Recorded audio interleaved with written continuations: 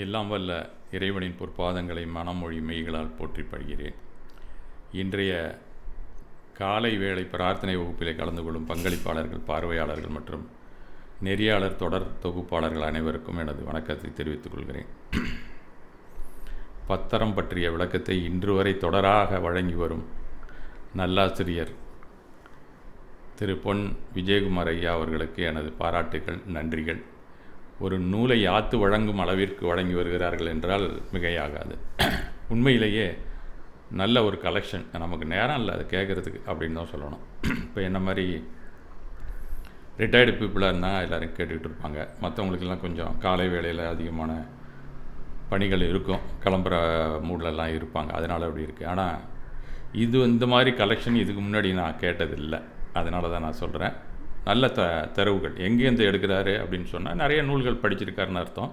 பல நூல்களில் உள்ள கருத்துக்களை எடுத்து தனது சொந்த நடையிலே எழுதி தெரிவிக்கிறார் அப்படின்னு தான் சொல்லணும். ஏன்னா எனக்கு இடையில ஒரு சந்தேகம் வந்தது. ஒரு நாள் ஃபோன் பண்ணேன், ஒரு 2 days பிஃபோர். அப்போ கூட அவர் கம்ப்ளீட்டாக இரட்டி அந்த எந்த கட்டணமும் கொண்டு வந்தார். அப்போ தான் கவனித்தேன் நான்.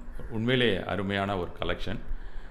இன்னும் சொல்லப்போனால் நான் கூட அது சம்மந்தமாக பேசலாம் அப்படின்னு நினச்சேன். இப்போ நான் என்ன சொல்ல, வேடிக்கையாக சொன்னால் காண மயிலாட கண்டிருந்த வான்கோடி தானும் அதுவாக பாவித்து தன் பொல்லா சிறகை விரித்து ஆடினால் போலுமே கல்லாதான் கற்ற கவின்னு ஒரு மூதுரை பாடல் தெரிவிப்பது போல எனது சிற்றறிவுக்கு ஏற்றியவரை நானும் பத்தரம் பற்றி சொல்ல விழைந்துள்ளேன் என்று தான் சொல்ல வேண்டும்.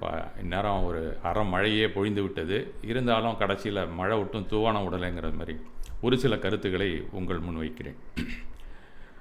பத்தர பருவம், தசலட்சுமி மகாபருவம் என்றெல்லாம் போற்றப்படுகிற இந்த புனித பருவ நாட்கள் தினந்தோறும் அற இலக்கணத்தின் பரிமாணத்தை வாய்ப்பாக கொண்டு அமர்ந்திருக்கிறது என்று தான் சொல்ல வேண்டும். உத்தம பொறையுடைமை, உத்தம மென்மை, உத்தம நேர்மை, உத்தம தூய்மை, உத்தம சத்தியம், இப்படியாக 10 வகை அற இலக்கணத்தை அறிந்து அதன்படி வாழ்க்கையை நடத்த ஊடகங்கள் வழியே பல சாஸ்திரியார்கள், அறிஞர் பெருமக்கள், ஏன் சின்ன குழந்தைகள் கூட வழிகாட்டி வருகிறார்கள் என்று தான் சொல்ல வேண்டும். காணொளிகளாக காண இது போன்ற இணைய வகுப்புகள் பெரிதும் துறைப்படுகின்றன அப்படின்னு தான் சொல்லணும். அதில் இந்த காலை வேளை பிரார்த்தனை வகுப்பும் பல அறிஞர் பெருமக்களின் வழியே நல்ல கருத்துக்களை அனைவரும் புரியும்படி தெரிவித்து வருகிறார்கள் என்றால் மிகையாகாது. ஒரு 50 ஆண்டுகளுக்கு முன்னாடி தமிழகத்திலே தசதர்மம் 60 வருஷம் ஆல்மோஸ்ட் சொல்லலாம், தமிழ் நூல்களில் தான் இருந்துச்சு. மேருமந்திர புராணத்தில் நீங்கள் பார்க்கலாம், 10 பதிகம் அப்படிங்கிற ஒரு நூலில் இருக்கும். இந்த மாதிரி சில நூல்களில் தசதர்மத்தை பற்றி குறிப்புகள் இருக்கும். 10 பதிகத்தில் கூட கொஞ்சம் வித்தியாசமாக இருக்கும், அப்படியே இருக்குன்னு சொல்ல முடியாது. நான் 9th ஸ்டாண்டர்ட் படிச்சுட்டு இருந்தேன் 1967. அப்போ என்னோட ஒரு ஸ்வேதாம்பர் மாணவன் ஜவஹர் ஜெயின் அப்படின்னு சொல்லி ஒருத்தன் படிச்சுட்டு இருந்தான். அப்போ அவன் ஊருக்கு போகிறேன்னு ஒரு நாள் என்கிட்ட சொன்னான். 10 நாள் அவன் இப்போ நான் திரும்பி வர்றதுக்கு. நான் ஏன்டா ஜவஹர்னு கேட்டால், அதுக்கு பர்யூஷன் ஃபீஸுக்காக நான் போகிறேன் அப்படின்னு சொன்னான். அது என்னப்பா அது அப்படின்னு கேட்டான். அவனுக்கு சிரிப்பு வந்துடுச்சு. என்னடா அவனுக்கு தெரியாதுங்கிற, நீ ஜெயின் தானே அப்படின்னு கேட்டான். எனக்கு கொஞ்சம் சங்கடமாக தான் இருந்தது அந்த நேரம். அது வரைக்கும் எனக்கு இந்த மாதிரி ஒரு பருவம் இருக்குங்கிறதே என்னுடைய 9th ஸ்டாண்டர்ட் படிக்கிற வரைக்கும் தெரியாது.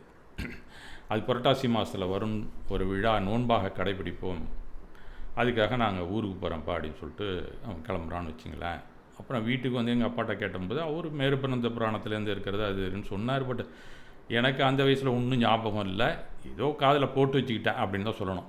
இது தொன்று தொட்டு வட இந்தியாவிலே நடந்து வந்தது. இப்போ நாமும் அதை கடைபிடிக்கிறோம். ஒரு அருமையான ஒரு நோன்பு, ஒரு விழா என்று தான் சொல்ல வேண்டும். பிற்காலத்தில் தான் நான் கொஞ்சம் கொஞ்சமாக அறிந்து கொண்டு வருகிறேன். அதுவும் பலர் இந்த நோன்பை கடைபிடிக்கிறார்கள். நோன்பை கடைபிடிக்கிற அளவுக்கு இன்னும் நாம் வரலைன்னு தான் சொல்லணும். பிரவச்சனம் பல சாஸ்திரியார்களும் கூறி வருகிறார்கள். நிறைய பேர் ஆடியோவும் கொடுக்குறாங்க, வீடியோவும் வருது. இந்த ஒவ்வொரு ஆண்டுமே இந்த பருவ நாட்கள் கொஞ்சம் முன்னாடி ஸ்வேதாம்பர்களுக்கு வந்துடும். இப்போ நான் மேபி 7th அன்னைக்கு முடிஞ்சு போச்சுன்னு நினைக்கிறேன். அவனுக்கு கூட இந்த வீடியோ அனுப்புனேன் நான். எவ்ரி இயர் ஏதாவது ஆடியோ போட்டினா எனக்கு அனுப்பு, இந்த தசதர்மத்துக்கு மட்டும் அப்படின்னு சொல்லுவாப்ப. அவங்க குழு, ஸ்வேதாம்பர் குழுவில் இதை போடுவாப்பில். இந்த நேத்தியோ என்னமோ முடிஞ்சு போச்சு, இன்னும் வரல, உன்னோடது ஆரம்பிச்சோன்னா தெரியா அப்படின்னு சொல்லி கேட்டிருந்தாப்புல. சரிப்பா நான் இன்றைக்கி பேசிட்டு கொடுக்குறேன் அப்படின்னு அவர்கிட்ட சொல்லியிருந்தேன். இந்த பொறை, மேன்மை, நேர்மை, தூய்மை என்ற இவைகள் உடல் சம்பந்தப்பட்டதாக சொல்லப்படவில்லை, ஆன்மாவில் ஏற்படும் நிகழ்வு அப்படின்னு தான் ஆண்மலில் ஏற்படும் ஒரு மாற்றம் என்ற வகையில் ஆண்மனை சார்ந்தே இந்த 10 வகை ஆண்மை இயல்புகளும் சொல்லப்பட்டு வருகிறது. ஆண்மை இயல்பு தான் நம்முடைய சுபாவ குணம். ஆக்சுவலாக புத்கல இயல்பு நம்மை பொறுத்தவரை விபாவம் அப்படின்னு தான் சொல்லணும். அது என்ன, நாம் ஆன்மா என்பதில் முழு நம்பிக்கைக்குள் நாம் வந்துவிடும்போது அதுவே நற்காட்சி சம்யக்துவம் அப்படிங்கிறது. இதுதான் ஷின்ஷாட். இது சொல்லக்கூடிய கருத்து இதுதான். அதற்காக பல வழிமுறைகள் உள்ளன. அதில் தசலட்சண பருவ விழாவும் ஒன்று அப்படின்னு தான் நம்ம சொல்லணும். அது என்ன, நம்மளுடைய சுபாவம் வேறையாக இருக்குது அப்படிங்கிறதுக்கு காரணம் உண்மையிலே நாம் எப்போ பார்த்தாலுமே கோபமாக இருக்கிறதில்ல, ஆணவமாக இருக்கிறதில்ல. எல்லாருக்குமே தெரியும். இப்போ நம்ம உட்காந்து எல்லோரும் பேசிகிட்டு இருக்கோம், கோபமாக இருக்கோம். ஒரு ஆளை நீ எப்போ பார்த்தாலும் கோபமாக இருக்கியா அப்படின்னு கோபமாக இருக்க முடியுமா? முடியவே முடியாது. கொஞ்ச நேரத்துக்கு தான் இருக்கலாம். அப்போ நம்ம சுபாவம் வேறு அப்படிங்கிறது நமக்கு தெரியுது. இருந்தாலும் ஏதோ ஒன்று அப்பப்போ அப்படி வெடித்து சிதறி வருது உணர்வுகளாக.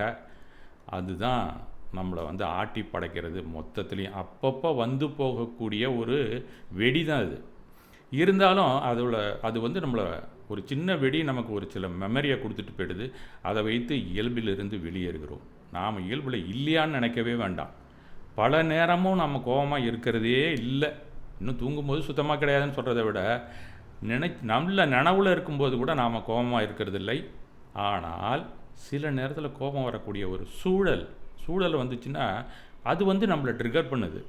அந்த மாதிரி வரக்கூடிய உணர்வுக்கு நாம் ஆன்சர் பண்ணும்போது தான் அது கோப உணர்வு அப்படின்னு நாம் சொல்கிறோம். அது ஆக்சுவலாக ஒரு ஆன்சர் தான்.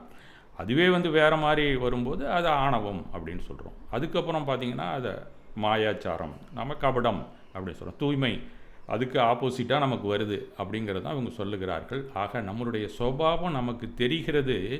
ஆனால் சில நேரத்தில் மட்டும் நாம் விபாவமாக இருக்கிறோம். இதில் ரொம்ப மோசமானது இந்த பின்னாடி வரக்கூடிய இந்த 2 கஷாயம் அப்படின்னு சொல்லக்கூடிய இந்த லோப கஷாயம் ரொம்ப மோசம் அப்படின்னு சொல்லலாம்.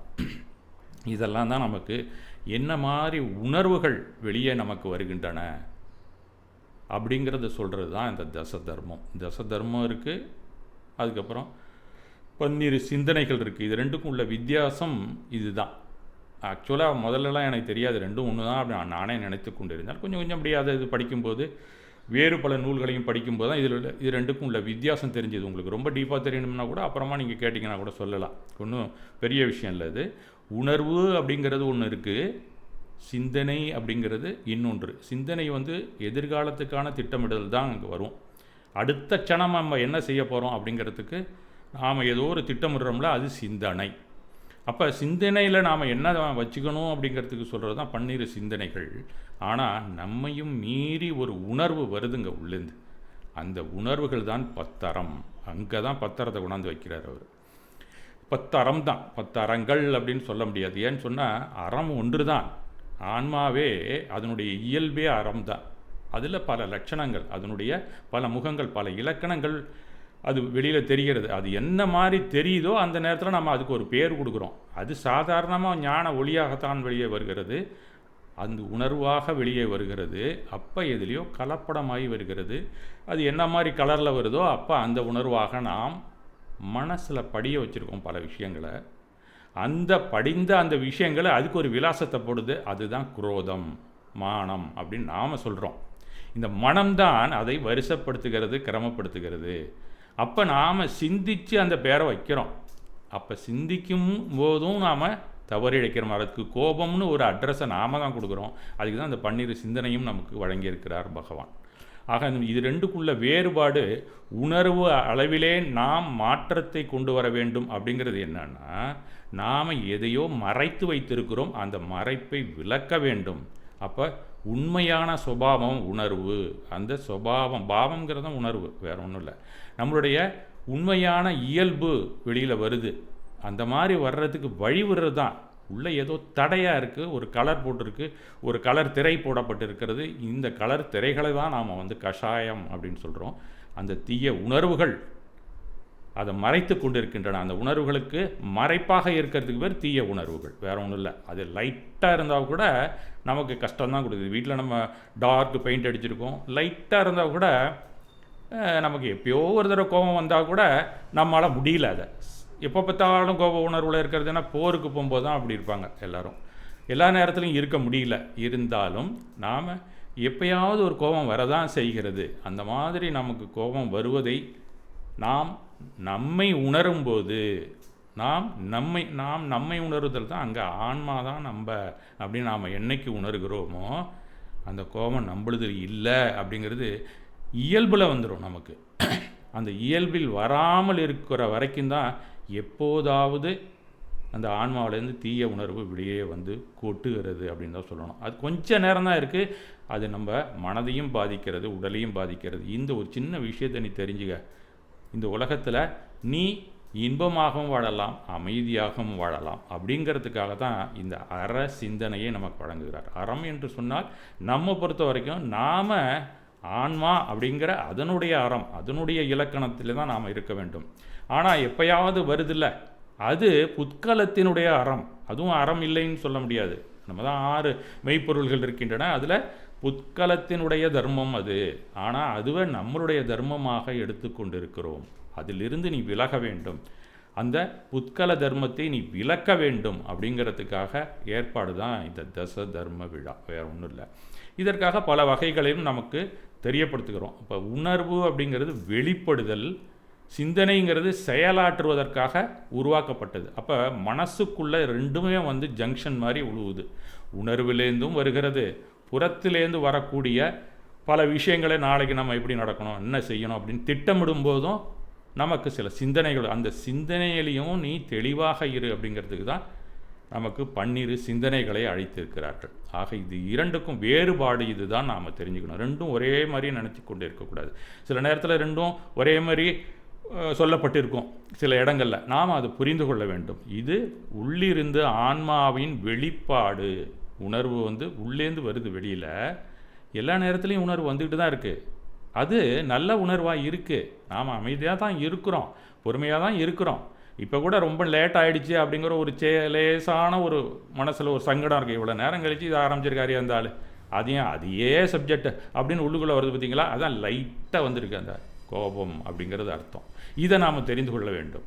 அந்த மாதிரி அப்பப்போ நாம் தெரிந்து கொண்டே இருப்பதற்காக ஒரு 10 நாளைக்கு இதை நமக்கு கொடுக்குறார். அதில் 4 நாட்கள் முடிஞ்சாதான் அடுத்ததே நம்ம போகிறோம் பார்த்தீங்களா. அந்த 4ஐயும் நாம் புரிந்து கொண்டால்தான் சத்தியத்துக்குள்ளே நுழைய முடியும். இந்த 4ஐயும் புரிந்து கொள்ளாமல் சத்தியத்துக்குள்ளே போகவே முடியாது. அதற்கப்புறம் அடுத்தது புலநடக்கத்துக்குள்ளே வந்துடுறாரு. இந்த மாதிரி அடுத்தடுத்து படிநிலையில் கொடுத்துருக்கிறார். உணர்வு என்னான்னு நீ தெரிஞ்சுக்கிட்டீங்கன்னா வெளியில் நீ எப்படி நடக்கணும், அதுக்கு திருப்பவும் அந்த உணர்வுகள் உள்ளே போய் உருவாக்கக்கூடாது. அந்த கலர் பெயிண்ட் உள்ளே இருக்கக்கூடாது. அவன் மனசில் அந்த லேசியாய் வரக்கூடாது. அது வெகுளியாக இருக்கக்கூடாது, ஆசையாக இருக்கக்கூடாது. அப்படிங்கிறதுக்கு நமக்கு வந்து அடுத்தடுத்த நாளில் கொடுத்துருக்காரு. வேறு ஒன்றும் இல்லை. நீ ஒவ்வொரு ஸ்டெப் அந்த நாளையும் முதல்ல நம்ம புரிஞ்சு கொண்டா ஆட்டோமேட்டிக்காக சத்தியத்துக்கு நாம் போயிடுவோம். இங்கே சத்தியம் அப்படின்னு சொல்கிறது உள்ளதை உள்ளபடி தெரிந்து கொள்வது தான் சத்தியம். இப்போ நாம் வந்து அங்கங்கே காதில் கேட்ட பல விஷயத்தெல்லாம் நம்ம வந்து நேராக பார்க்காம கூட சொல்லிகிட்டு இருக்கோம் உண்மைன்னு. அப்படி பார்க்காம சொல்லக்கூடிய உண்மை அல்ல, அது பொய் தான் அப்படின்னு தான் நாமே நம்ம பல நேரத்தில் தெரிஞ்சுருக்கோம். நம்ம ஒரு நியூஸு இப்போ நிறைய வாட்ஸ்அப்பில் வருது, அதெல்லாம் நம்ம உண்மை அப்படின்னு நினச்சிக்கிட்டு இப்போ இன்னொருத்தங்கள்ட்ட சொல்லிகிட்டு இருப்போம். 2 நாள் கழித்து பார்த்திங்கன்னா அது உண்மையாக இருக்காது. ஆக உள்ளதை உள்ளபடி தெரிந்து கொள்வது தான் சத்தியம். அப்போ அதுதாங்க ஞானம். இந்த ஞானம் நமக்கு வரணும் அப்படிங்கிறதுக்கு தான் அந்த இது நீ உட்கலம் அல்ல, நீ உடல் அல்ல, நீ ஆன்மா தான், நீ மனம் அல்ல, நீ ஆன்மா தான் அப்படிங்கிற இரண்டுக்கும் உள்ள பேதத்தை நாம் தெரிந்து கொள்வதற்கான ஒரு ஏற்பாடு தான் இந்த தச தர்ம விழா. ஆக்சுவலாக இது சமணர்களுக்காக அப்படின்னு சொல்கிறத விட உலகத்தில் இருக்கிற அத்தனை மாந்தர்களுக்கும் தேவைதானே இது. அது இருந்துன்னு வச்சிங்களேன், ஒரு சகோதரத்துவம் எங்கேயுமே இருக்கும், சமதர்மம் எங்கேயுமே நிலைத்திருக்கும். இதற்காக ஒரு சட்டத்திட்டமே தேவையே இல்லை. ஏன்னா அவர் ஒரு அரசகுமாரர் தானே பகவான். அவர் அப்படி சிந்திச்சிருக்காரு, இந்த நாடே நல்லா இருக்கணும்யா, இது பெரிய தலைவலியாக இருக்குது, இதை வச்சுக்கிட்டு அவன் ஆட்சி பண்ணுறதுக்கு அப்படின்னு அவர் யோசிச்சிருக்கார் அந்த காலத்தில். அப்போ இது எங்கேருந்து வருதுரா அப்படின்னு கண்டுபிடிக்கும்போது தான் அந்த உணர்விலிருந்து வருவதையும் நாம் தடுக்க வேண்டும். அதுக்கு ஏதோ ஒரு மறைப்பு இருக்குது. ஆக்சுவலாக நம்ம தடுக்கிறோம் அதில் நாம் தடுக்காமல் விலகி இருந்தாலே போதும். எப்பயும் போல் இயல்பாக சுபாவ குணத்திலே நாம் வாழ்வோம் அப்படிங்கிறத தெரிவிக்கிறது தான் இந்த தச தர்மம். ஆக நாம் வந்து படிக்கும்போது நம்ம நல்லா புரிஞ்சுக்கணும், இது என்னத்துக்காக சொல்லப்பட்டிருக்காங்க, ஏன் இவ்வளோ நேரம் பேசுகிறாங்க அப்படிங்கும்போது. நான் குழந்தை அளவில் இருக்கக்கூடிய பெரியவங்களுக்கும் சரி குழந்தைங்களுக்கும் சொல்கிறேன், உணர்வுன்னு ஒன்று உள்ளே இருக்குது, அதற்கு வெளியிலே சிந்தனைங்கிறது மனம் அளவில் இருக்கிறது. ஏன்னா உலகத்தில் இருக்கக்கூடிய ஐம்புலன் வழியாக உள்ள எண்ணத்தை அள்ளி போட்டு பண்ணுறோமோ அதெல்லாம் சிந்தனை. அதுக்கப்புறம் அதில் கொஞ்சம் ட்ரான்ஸ்ஃபர் பண்ணுறோம் பின்னாடி, அதுதான் போய் உள்ளே உட்காந்துக்குது, நமக்கு கர்மாவாக உட்காந்துக்கிறது, இந்த சம்ஸ்காரெலாம் போயிடுது. இதெல்லாம் உணர்வை போய் அப்படியே மூடி மறைக்கும், நமக்கு வரக்கூடிய உணர்வுகளை மறைக்கும். அந்த மறைச்சி அதுலேருந்து ஒரு புகைச்சலாக இருக்கக்கூடியதுக்கு வெளியில் வருதில்லை, அது அப்போ தான் நமக்கு இத்தனை கஷாயங்களாக வருகின்றன அப்படின்னு சொல்லணும். இந்த கஷாயங்களை நாம் நீக்கிவிட்டால், அதான் இந்த மறைப்பை விலக்கிவிட்டால் நாம் தர்மவானாக நாம் மாறுவோம். அப்படின்னா என்ன, நாம் இயல்பிலே இருப்போம், அவ்வளோதான். இயல்பில் இருந்தால் ஆத்ம தர்மம், இயல்பில் இல்லைன்னா புத்கல தர்மத்தில் இருக்கிறோம். நாம் இப்போ இருக்கிறதும் தர்மத்தில் தான், அது நமக்கு ஒவ்வொலை, நமக்கு அலர்ஜியாக இருக்குது. அதனால் நீ உன்னுடைய தர்மத்துக்கு வா அப்படின்னு சொல்கிறது தான் அந்த 10 அறம். 10 அறங்கள் இல்லை, 10 அறம் தான். அது 10 லட்சணமாக நமக்கு வருது. அறங்கள் தான், ஒரே ஒரு அறம் தான் உள்ளே இருக்குது. அதில் என்னென்ன அங்கங்கே வெளிச்சம் வருதோ அதெல்லாம் தனித்தனி லட்சணங்களாக வைத்திருக்கிறார்கள். அதெல்லாம் இயல்புக்கான இலக்கணம் அப்படின்னு சொல்லலாம். அந்த மாதிரி வருவதை தான் அவர் தர்மத்தின் 10 லட்சணங்கள் அப்படின்னு சொல்கிறாங்க. தர்மத்தின் 10 லட்சணங்கள் அப்படின்னு ஒரு நூல் கூட வந்திருக்கு, நீங்கள் எல்லோரும் படித்து பார்த்துருக்கீங்களா என்னொன்று ஞாபகம் இல்லை. தர்மத்தின் 10 லட்சணங்கள் அப்படின்னு ஒரு நூல் போட்டிருக்காங்க. அந்த நூல் 1981 வந்த நூல், ஹுக்கும் சந்த் பாரில் அப்படின்னு ஒரு பேரறிஞர் எழுதிய தொகுப்பு. இதை நீங்கள் படிச்சிங்கன்னா ரொம்ப டீட்டெயில் நல்லாவே எழுதியிருக்காருன்னு தான் நான் சொல்லுவேன், நான் படித்த வரைக்கும்.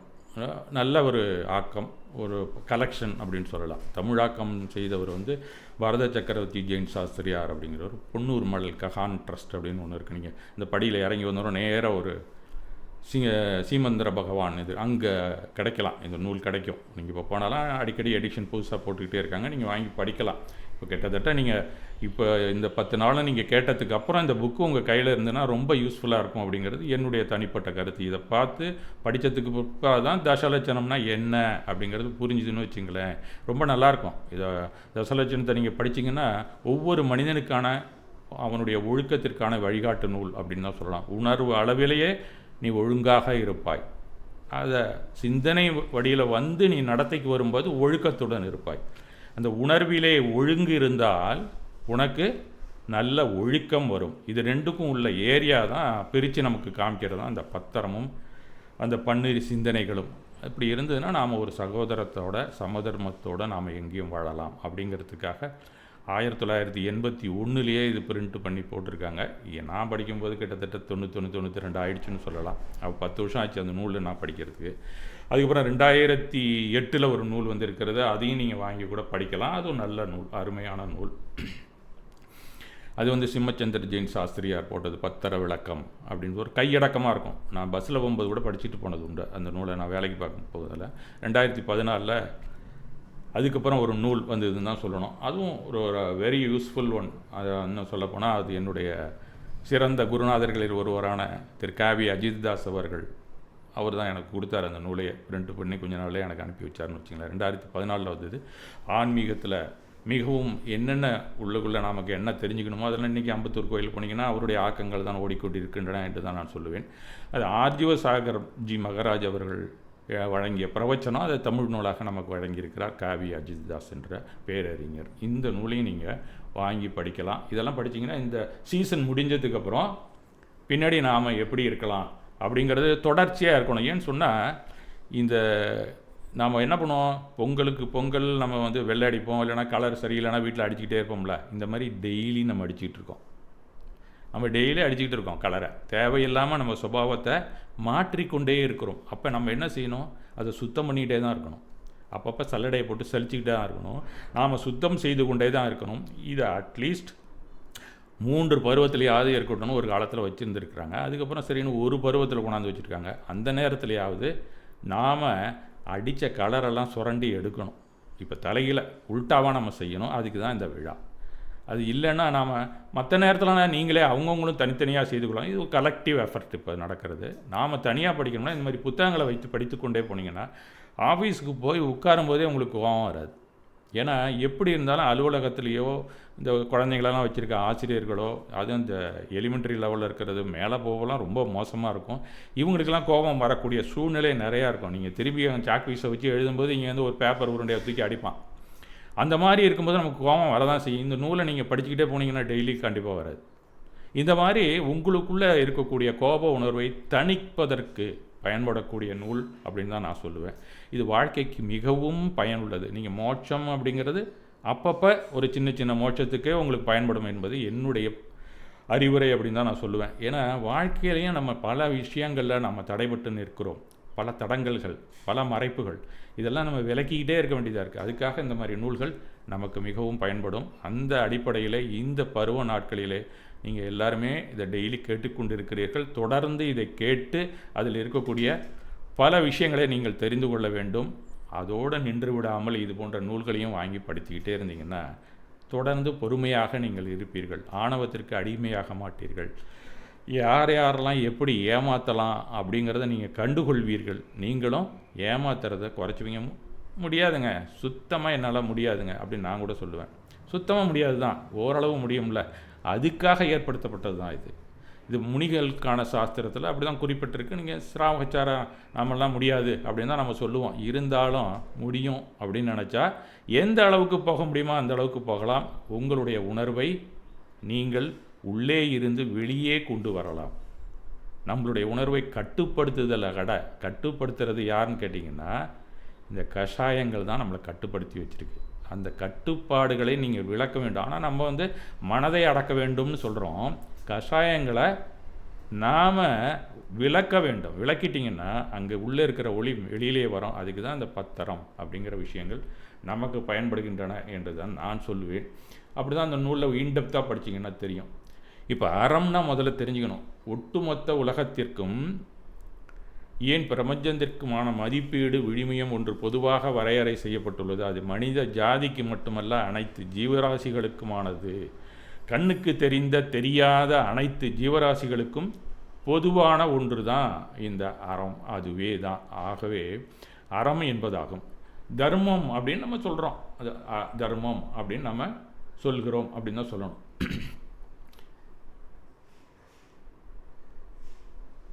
ஆனால் இந்த பிரபஞ்சத்தின் அறமே ஒருவருக்கு நன்மதிப்பீடாகிறது.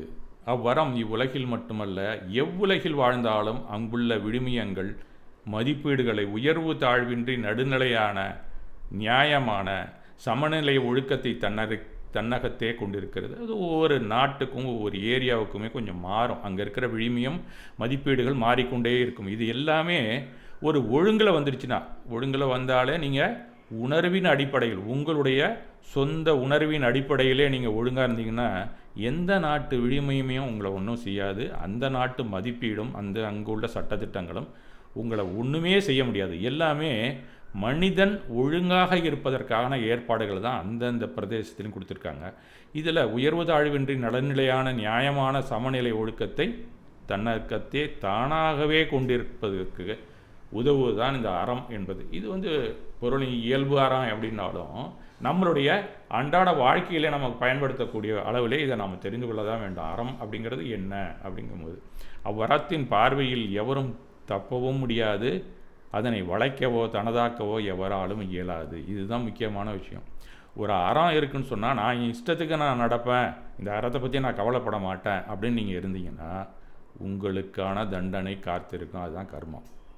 நீங்கள் எப்போ அறத்தை விட்டு விலக ஆரம்பிக்கிறீங்களோ, உங்கள் உள்ளுணர்வில் இருக்கக்கூடிய ஆத்ம வெளிப்பாட்டை வெளியே கொண்டு வர நீங்கள் தடையாக இருக்கிறீர்களோ, உங்களுடைய அறம் ஆன்மா, அதில் நீங்கள் கவனம் இல்லாமல் இருந்தீங்கன்னா அதெல்லாமே உங்களுக்கு கர்மாவாக தான் மாறும். இதுதான் கர்மாவுக்கான டெபாசிட். அங்கே தான் நீயா இல்லைன்னா நான் அங்கே வரேன் அப்படின்னு ஒரு ஆள் வரும். அதுதான் புத்கலம், அதுதான் கர்மா. நாம எப்பயுமே இருக்கிறதில்ல. அப்போ வேறொரு விஷயத்தை நாம் கவர்ந்து இழுக்கிறோம். அது பாட்டுக்கு சும்மா தான் இருக்குது. அதை நாம் கவர்ந்து இழுக்கிறோம், அது நம்மள்கிட்ட சேருது. அதுதான் கர்மா. கர்மா நம்மளை ஆட்டி படைக்கலை, தேவையில்லாமல் நம்மளே விலங்குகளை போட்டுக்கொள்கிறோம் என்பது தான் உண்மை. ஆனால் நம்ம எல்லாத்தையும் எப்பயுமே சொல்லுவோம், நான் என்னட்ட இருக்கிற தப்பை நான் என்றைக்கு ஒத்துக்கிட்டு இருக்கேன், அடுத்தவனால தான் நான் பண்ணேன் அப்படின்னா தப்பு பண்ணால் அதுக்கு குதர்க்கமாக ஏதாவது ஒரு நியாயத்தை வழங்குவேன்ல, அது மாதிரி நான் கர்மா மேலே நியாயத்தை போட்டுட்டு போயிட்டுருக்கேன் அப்படின்னு தான் சொல்லணும். எக்காலத்திலும் இயற்கை அறம் என்னும் மதிப்பீட்டிலிருந்து விழுமியத்திலிருந்து விலகி கலப்படமான ஒன்றாக மாற்ற இயலாது.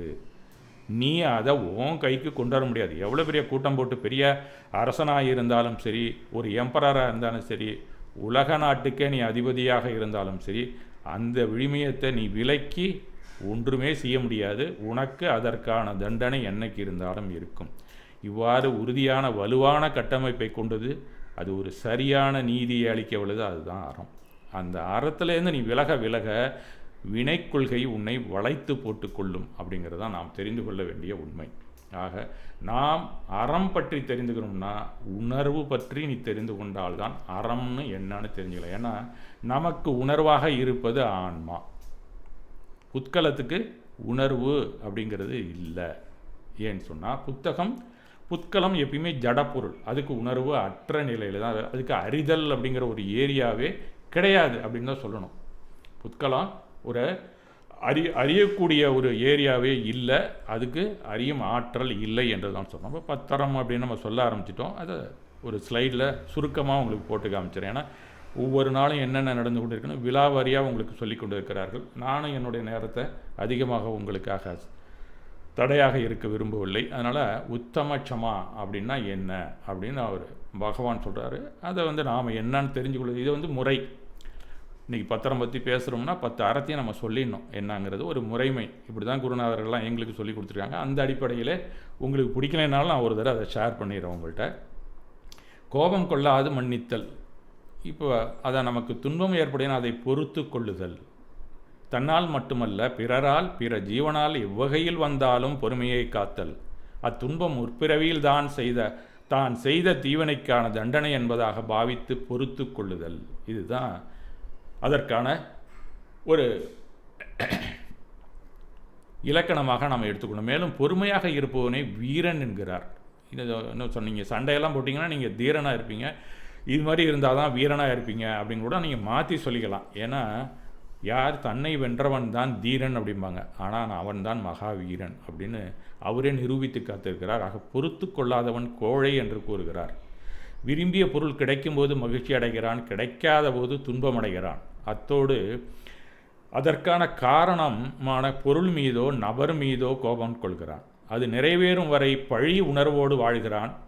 அது அவனது ஸ்வபாவ இயல்பான அந்த ஆத்ம குணத்திற்கு முரண்பாடானது. அதனால் மேலும் பல துன்பங்களையே எதிர்கொள்கிறான். இவ்வாறான இயல்பை விட்டு விலகிய விபாவ எண்ணங்களே துன்பத்தை அதிகரிக்க வல்லவை. அவற்றை புரிந்து கொள்வதே விவேகமாகும். இந்த துன்பத்தை வெல்வதற்கு துணை புரிவது ஆன்ம இயல்பான பொறை குணமாகும். இதனால் பொறுமையை கடைபிடித்தலே வீரம் என்கிறார்.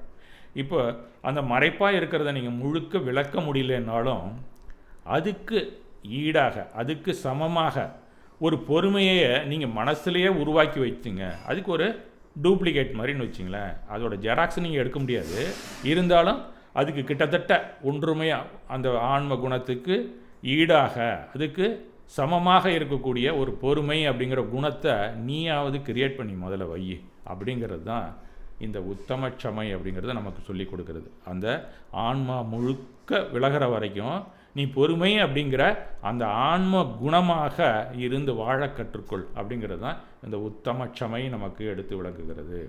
அந்த உத்தமட்சமை வந்தால் நமக்கு அந்த ஆன்மாவில் இருக்கக்கூடிய அந்த குரோதம் அப்படிங்கிற உணர்வு சுத்தமாக விலகிடுச்சுன்னா நமக்கு பொறையுடைமை முழுவதுமாக வெளியே வரும். அதுதான் உத்தமட்சமை அப்படின்னு சொல்கிறாங்க. உத்தமட்சமைங்கிறது ஆன்ற பொறையுடைமை அப்படின்னா தமிழில் சொல்லலாம். அதற்கு சரியான தமிழ் என்னன்னு கேட்டிங்கன்னா, ஏன்னா உத்தம அப்படிங்கிறதுக்கு ஒரே வார்த்தையில் சொன்னால் சம்யக்துவம் தான். அது நற்காட்சி நல்ஞானம் நல்லொழுக்கம் அப்படின்னு சொல்கிறோம்ல, அந்த 3 சேர்ந்ததுக்கு பேர் உத்தம அப்படின்னு சொல்கிறது. உத்தம மத்தியம நீச்ச அந்த ஏரியாவுக்கு நம்ம போக வேண்டியதில்லை. இதுக்கு பேர் நம்ம சம்யக்தம் அப்படிங்கிறது அந்த இடத்துல அர்த்தம். அதுக்கு அடுத்ததாக பார்த்திங்கன்னா உத்தம மார்தவம். உத்தம மார்தவம் தான் கடினமாகவும் கர்வமாகவும் இல்லாமல் இருக்கும் எண்ணங்களை வளர்த்து கொள்ளுதல். இவ்வாறான குணம் மானம் என்ற கர்வ உணர்வு இல்லாமல் இருத்தலாகும். தன்னை விட எவர் ஒருவர் படிப்பிலோ பணத்திலோ பதவியிலோ தாழ்ந்தவர் என்று கருதிவிட்டால் அவர்கள் வணக்கமுடன் நடந்து கொள்ள வேண்டும் என்ற விருப்பம் மேலிட துவங்கும். இது ஒரு ஆணவம். நான் படிச்சிருக்கேன், நான் என்கிட்ட பணம் நிறையா இருக்குது, நான் பெரிய பதவியில் இருக்கேன் அப்படின்னு சொன்னாலே மற்றவங்களெல்லாம் மட்டமாக தானே நினைக்கிறோம். அந்த மாதிரி வந்ததுனாலே அவங்களுக்கெல்லாம் என்ன இருக்குது, மான கஷாயம் இருக்கிறது. மான கஷாயம், கர்வங்கிற தீய உணர்வு உள்ளே படிந்திருக்கிறது அப்படின்னு தான் சொல்லணும். அந்த மாதிரி இருக்கக்கூடியவர்களெல்லாம் அதற்கு மாறாக மென்மையாக மாறிக்கொள்ள வேண்டும். அந்த மாதிரி சமமாக பாதிக்கக்கூடிய ஒரு மென்மையான மனமுடையவனாக நீங்கள் மாற வேண்டும் அப்படிங்கிறது தான். மாறாக அவர்கள் எதிர்த்து பேசினா கூட அவரை வெறுக்க தொடங்கிவிடும். சினம் தலைக்கேறவே செய்யும். இது பாருங்கள், அது சினத்தையும் சேர்த்து கொண்டு வரும். இது ரெண்டும் ஒன்றுக்கு ஒன்று அண்ணன் தம்பி மாதிரி. அது ரெண்டும் அது கொண்டு வர தான் செய்யும். ஏன்னு சொன்னால் இது ரெண்டாக பிரிப்பாங்க, ராக துவேஷம். அப்படி அதை நம்ம பின்னாடி கூட பார்க்கலாம். இது துவேஷத்துலேருந்து வரக்கூடியது. இந்த ரெண்டு உணர்வும் துவேஷம் என்று சொல்லக்கூடிய வெகுளி அப்படின்னு தமிழில் சொல்லுவான். அது சரியாக சொன்னால் வெறுப்பு அப்படின்னு கூட சொல்லலாம், டிஸ்லைக் அப்படின்னு சொல்லலாம். அந்த மாதிரி இருக்கக்கூடியதில் சேர்ந்தது தான் இது ரெண்டுமே. சினம் தலைக்கறவே செய்யும். அப்போது பொறுமை குணம் வெளியேறிவிடும். நற்பண்பை கெடுக்கும் ஆணவம் விடத்தக்கது. அது ஆன்ம இயல்பிற்கு மாறானது என்று உரைக்கிறார் பகவான். அடுத்ததாக பார்த்தோம்னா உத்தம ஆர்ஜவம் அப்படிங்கிற அடுத்த ஒரு அறத்தின் இலக்கணம் அப்படின்னு தான் சொல்லணும். உத்தம நேர்மை அப்படின்னு நம்ம தமிழில் சொல்கிறோம். சரள சுபாவம். ஆனால் மாறாக மனிதர்கள் கபடம், வஞ்சம் போன்ற மாயாச்சாரத்துடன் வாழ்கிறார்கள். வேறு வழியே இல்லை. இன்றைக்கி கிட்டத்தட்ட சந்திக்கிறவங்க அத்தனை பேருக்கிட்டையும் இது இருக்க தான் செய்யுது. எல்லாருமே ஃபேஸ் மாஸ்க் போட்டுக்கிட்டு தான் இருக்காங்க. நம்ம பழகக்கூடிய அத்தனை பேரும் இடத்துக்கடம் ட்ரெஸ்ஸை மாற்றுறது மாதிரி மூஞ்சிக்குமே ஒன்று மாஸ்க் போட்டுக்கிட்டு தான் இருக்காங்க. என்ன பண்ணுறது, அவங்க கூட தான் வாழ வேண்டியது இருக்குது.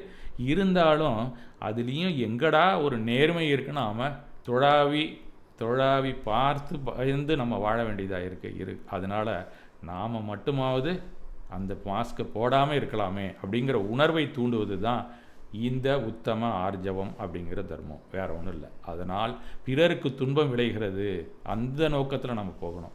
அவன்லாம் போட்டுக்கிறான் அந்த மாஸ்க்கை, நம்ம போட வேண்டாம், நம்மளால் அவனுக்கு தானே துன்பம் வரும் அப்படின்னு நீங்கள் நினைக்க ஆரம்பிச்சிட்டிங்கனாலே உங்களுக்கு நேர்மைங்கிற உணர்வு உள்ள டூப்ளிகேட்டாக உருவாயிடுச்சுன்னு அர்த்தம். வேறு ஒன்றும் கிடையாது. நேர்மைங்கிறது தனி மனிதனுக்கான நீதி அப்படின்னு அர்த்தம். நேர்மைங்கிறது ஒரு தனி மனிதனுக்கான நீதி அப்படின்னு தான் சொல்லணும். நியாயங்கிறது இன்னொருத்தருக்கு நீங்கள் வழங்குறது. நியாயங்கிறது இன்னொருத்தருக்கு வழங்கக்கூடிய ஒரு நீதி. அப்போ இந்த நேர்மையை நீங்கள் கடைப்பிடிச்சிங்கன்னா அவங்களுக்கு நியாயத்தை நீங்கள் வழங்குவீர்கள். அதற்காக வழங்கியிருக்கிறார். ஆக நேர்மை, நியாயம், ஞானயம் என்ற குணத்தோடு வாழ்ந்து பொருளீட்டுவதே மேலான பண்பு. இன்றைக்கி வியாபாரத்தில் சுத்தமாக அது கிடையாது. என்ன பண்ணுறது? அதுக்காக நாம் காசு கொடுக்காமையும் இருக்க முடியல, குறைச்சி வாங்கிக்கிட்டு காலத்தை ஓட்ட வேண்டியதான். வேறு வழி கிடையாது. எல்லா வகையிலையும் நமக்கு ஃப்ராடு பண்ணுறான் அத்தனை வியாபாரியும். எங்கே போனாலும் பொய்யும் பணம் சுருட்டும் கபடமும் தான் இருக்குது. அவங்களுக்கு கோபமே வராது. இன்னும் சொல்லப்போனால் அவங்களுக்கு கோபம் வராது. திமிராக கூட பேச மாட்டாங்க. எப்படியாவது ஏமாற்றியும் உங்கள் தலையில் கட்டுவாங்க. அந்த டெக்னிக் தான் இன்றைக்கி மேனேஜ்மெண்ட் டெக்னாலஜி சொல்லி கொடுக்குது. இன்றைக்கி எப்படி வியாபாரம் பண்ணணும்னு நீங்கள் படிக்கிறதுக்கு தனியாக டிகிரி இருக்குது, மேலே படிக்கிறதுக்கு நிறைய கோர்சஸ் இருக்குது. இத்தனையுமே இந்த நேர்மையற்ற விஷயத்தை எப்படி நீங்கள் கடைபிடிக்கலான்னு சொல்லி கொடுக்கறது தான். இன்னும் சொல்லப்போனால் நமக்கு அட்வர்டைஸ்மெண்ட் ஒன்று போதும். அவ்வளோதும் டோட்டலாகவே நேர்மையற்ற ஒரு பப்ளிகேஷன்ஸ் தான் அத்தனை அட்வர்டைஸ்மெண்ட்டும் இன்றைக்கி. அத்தனை பெரிய அளவில் சம்பாதிக்கணும்னா நீங்கள் அதுக்கு தான் போகணும். வேறு வழி இல்லை. அந்த மாதிரி ஆகிப்போச்சு. போலித்தனத்துடன் உறவு வைத்திருப்பார்கள். நம்மள்கிட்ட அப்படி தான் அவங்க உறவு வச்சுக்கிறாங்க. அதனால் எண்ணத்தை தூய்மைப்படுத்தி நேர்மை நாணயத்துடன் வாழ்வதே சிறந்த வாழ்வு முறையாகும்.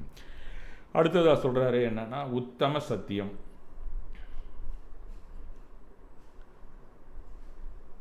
உத்தம சத்தியம் இந்த நான்கும்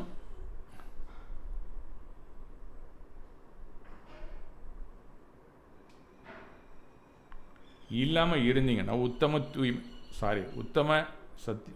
தூய்மை அப்படிங்கிறது என்னன்னா நீரினால் ஸ்நானம் செய்தல் உடல் தூய்மைக்கானது. அதுபோல் கங்கை, யமுனை போன்ற தீர்த்தங்களில் குளிப்பதினால் பாவங்கள் விலகுவதில்லை, உடலே தூய்மையாகிறது.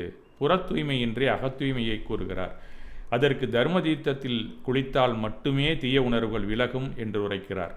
நீங்கள் அங்கங்கே போய் கங்கையிலலாம் குளித்தா கூட போகாது.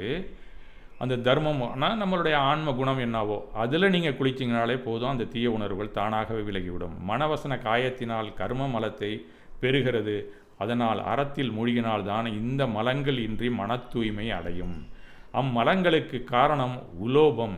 அதுவே பேராசையை தூண்டுகிறது. அப்பேராசை அவனது உள்ளத்தின் தூய தன்மையை விளக்குகிறது.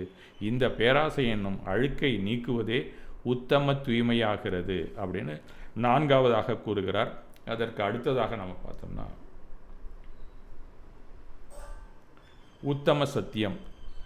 உத்தம சத்தியம் அப்படிங்கிறது உண்மையை உரைத்தல். நம்ம முன்னாடியே பார்த்தோம், கொஞ்சம் சொல்லிட்டேன்னு நினைக்கிறேன். ஒரு பொருள் எத்தன்மையதாக இருக்கிறதோ அத்தன்மையதாய் அந்த உள்ளதை உள்ளபடி நாம் தெரிந்து கொள்வது அந்த ஞானம். அந்த ஞானத்தின் வழியே நாம் தெரியப்படுத்துறது தான் உத்தம சத்தியம் அப்படிங்கிறது. ஏன்னா பொய்யான பல உண்மைகள் எங்கே பார்த்தாலும் இருந்து கொண்டு தான் இருக்கின்றன. நம்ம பார்க்குற அத்தையுமே மாயை தான் அப்படின்னு ஞானிகள் கூறுகிறார்கள். ஆனால் நம்ம பேசுகிறது எல்லாமே உண்மைன்னு நம்ம நினச்சி கொண்டிருப்போம். அது பொய்யுரைத்தலாக தான் இருக்கிறது. ஆக நாம் அதற்குரிய ஞானத்தை நம்ம வெளிப்படுத்த வேண்டும். அப்படிங்கும்போது தான் உத்தம சத்தியம் நம்மள்டேருந்தே வெளிப்படும். அப்போ இந்த 4 விஷயங்களும் உங்கள்கிட்டேருந்து விலகினாதான் அந்த ஆசை வெகுளி என்று சொல்லக்கூடிய இந்த 4 விஷயங்கள், நான் குரோதமான மாய லோபா, இந்த 4ம் கஷாயங்கள் நீங்களாக தான் உத்தம சத்தியம் அப்படிங்கிற விஷயமாக வரும். அது கொஞ்சம் கஷ்டமான விஷயந்தான், முடிந்த வரை அப்படிங்கிறது தான் இல்லறத்தார்களால் இன்றைக்கு நம்மளால் முடியக்கூடிய காரியம் அப்படின்னு தான் என்னை பொறுத்த வரைக்கும் நான் சொல்லுவேன். முனிகளால் கூட முடியலன்னு தான் சொல்லணும். அந்த சஞ்சீவலனன்னு சொல்லுவாங்க, அந்த லெவல்லையாவது அவங்கெல்லாம் இருந்துக்கிட்டு தான் இருப்பாங்க. அது என்ன தான் மேலே ஏணியில் போனாலும் குணஸ்தானத்துக்கு போனாலும் அது இருந்து கொண்டு தான் இருக்கிறது அப்படிங்கிறது தான் வரையறை. அது கடைசியாக அவங்க 13-14க்கு போகும்போது அதெல்லாம் தூக்கி போட்டு போகலாம் அப்படிங்கிற மாதிரி உரைக்கிறார். அது குணஸ்தானம் அப்படிங்கிறது நீங்கள் படிக்கும்போது தெரிந்து கொள்ளலாம். பொய் உரைப்பதற்கு பல வகையில் தந்திரமாக சிந்தனை செய்ய வேண்டியிருக்கும். உண்மையை சொல்ல எந்த ஒரு சிந்தனையும் மறைப்பும் தேவையில்லை. எங்கு சொன்னாலும் ஒன்றாகவே இருக்கும். அவ்வாறு வாழ்பவர்கள் வாழ்வில் பொருள் சேரவில்லை என்றாலும் நிம்மதியும் அமைதியும் நிறைந்திருக்கும். மாறாக பொய்யுரைப்பவர்கள் சமூக தண்டனையை எதிர்நோக்கியே இறுக்கத்துடன் வாழ்வார்கள். உண்மையான மகிழ்ச்சியை விடுத்து மயக்கத்தில் கிடைக்கும் மகிழ்ச்சிக்காக தேடி அலைவார்கள் அப்படின்னு தான் இதற்கான விளக்கத்தை அளிக்கிறார்கள். அடுத்தது உத்தம அடக்கம், சையமம் அப்படின்னு போடுவாங்க. சம்யமம் ரெண்டும் ஒன்று தான் கிட்டத்தட்ட, ஆல்மோஸ்ட் சுப்ரீம் செல்ஃப் ரெஸ்ட்ரைண்ட் அப்படின்னு சொல்லலாம். ஐம்புலன்களை தன் விருப்பத்திற்கு செல்ல விடாது தடுப்பது புலனடக்கம். அதுவே உத்தம அடக்கம். இந்த ஐம்புலன்கள் தான் நம்மளை இத்தனை தீய உணர்வுகளுக்கும் துணை போகிறது என்று தான் சொல்ல வேண்டும். ஐம்புலன்கள் அந்த தீய உணர்வுகள் பாவகர்மா அப்படின்னு சொல்லுவாங்க. அதுக்கு துணை போகிறது எதுன்னு கேட்டிங்கன்னா இந்த ஐம்புலன்கள் தான். இந்த ஐம்புலன் அடக்கம் நமக்கு வந்துருச்சுனாலே புதுசாக நமக்கு உணர்வுகள் வழியாக நமக்கு பல தீய சிந்தனைகள் நமக்கு வருகிறதுல இந்த சம்ஸ்காரெல்லாம் சேராமல் இருக்கணும்னு சொன்னால் இந்த ஐம்புலன்களை நீங்கள் அடக்க வேண்டும். ஆமை போல் அப்படின்னு சொல்லுவார். அந்த மாதிரி நீங்கள் ஆமை போல் அந்த 5ஐயும் நீங்கள் அடக்க தெரிந்து கொண்டால் ஒரு நேரத்தில் உங்களுக்கு இருக்கக்கூடிய முழுமையான அந்த அடக்கம் அப்படிங்கிற சுபாவம் உங்களுக்கு வெளிப்படும். அது உத்தம அடக்கம் என்று சொல்லப்படுகிறது. கபட எண்ணம் கொண்டு புகழ் பெருமை போன்ற மோக்கத்தில் வீழ்வது புலனடக்கமின்மையே. அதனால் எவரும் நற்காரியங்கள் செய்வதில்லை, நல்லொழுக்கத்தில் வாழ்வதும் இல்லை. அவ்வாறன்றி தம் விருப்பப்படி நடக்காமல் அடக்கத்துடன் வாழ்வது தம்மையும் வாழ வைத்து பிறரையும் வாழ வைக்கும் என்கிறார். புண்ணிய தர்மத்தை பெறுவது இந்த உத்தம தர்மத்தினால் என்கிறார். இப்போ சையமத்துக்கு அடுத்தது வந்தோம்னா இன்றைக்கி சார் ஃபுல்லாகவே சொல்லி முடிச்சிட்டாரு.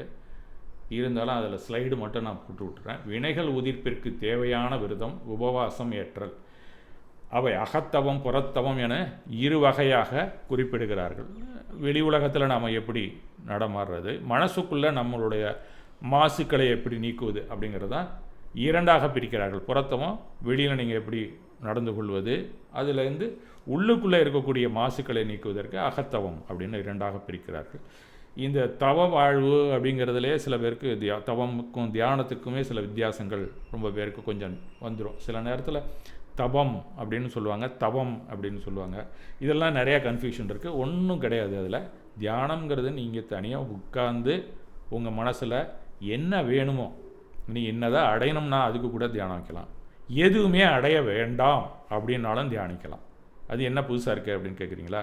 நமக்கு உரைக்கப்பட்டிருப்பது இருக்கிறதெல்லாம் வழித்து போடுறதுக்கான தியானம். ஆனால் நீங்கள் ஏதாவது ஒன்று அடையணுங்கிறதுக்கும் தியானம் இருக்குது. 2க்குமே பயன்படக்கூடியது தியானம். நம்மளுடைய மரபில் நீங்கள் செயலற்று அமர்ந்து இருப்பது தான் தியானம். ஏன்னா மனசில் கண்ணாகுனான்னு ஓடி ஓடி இன்னும் வேணும், அது வேணும், இது வேணும் தேடிக்கொண்டே இருக்கும். நீங்கள் எந்த சப்ஜெக்டில் டாப் லெவலுக்கு வரணும்னு உங்களுக்கு தோன்றிக்கொண்டே இருக்கிறதோ அதற்கான தியானமும் இருக்கிறது. அதுதான் நீங்கள் வெளியில் போனீங்கன்னா உங்களுக்கு சொல்லி கொடுக்கக்கூடிய தியானம். நமக்கு இருக்கிறதெல்லாம் போதும்ப்பா, இதெல்லாம் எல்லாமே நாலேஜ் தான், நம்ம அதை விட்டு வெளியில் வரணும் அப்படின்னு நினச்சிங்கன்னா தட் இஸ் கால்டு விஸ்டம். நீங்கள் to remove all the knowledges, அதுதான் நமக்கு வழங்கப்பட்டிருக்கக்கூடிய. புத்தரும் அதுதான் சொல்கிறாரு. இது ரெண்டையுமே நம்ம சமணத்துலேயும் பௌத்தத்திலாம் இருக்கிற ஞானம்னு எதையோ வச்சிட்டு இருக்கே அதெல்லாம் அள்ளி போடு அப்படிங்கிறத சொல்கிறது தான் இந்த தவ வாழ்க்கை, அதில் தியானம் அப்படிங்கிறது. அடுத்ததாக நாம் பார்த்தோம்னா உத்தம தியாகம் அப்படின்னு சொல்லுகிறார். பிரதிபுகாரம் காணாது தன்னிடம் உள்ள ஞானம், கல்வி முறை இவற்றை தானம் செய்தல், சுத்திரியம் ரெனவுன்சியேஷன் அப்படின்னு சொல்கிறாங்க. அதாவது தானம் அளிப்பது தியாகத்தில் சேர்ந்ததாக கூறப்படுகிறது. நம்ம சாதாரணமாக கொடுக்கறதெல்லாம் அப்படி தான் நம்ம நினைக்கிறோம். தன்னுடைய பொருளை வழங்கிய பின் அது என்னுடையது என்று கூறுவது தானம் அல்ல. அவ்வாறு தானத்துக்கு பெயர் புகழுக்காக வணங்குவது. நாம் அதுக்காக நம்ம வணங்கினோம்னா நம்மளுடைய புகழ் பெருமைக்காக வழங்குவது. அவ்வாறின்றி அதன் மீது உள்ள உரிமையை அடுத்தவருக்கு முழுவதுமாக அளிப்பதே தானம்.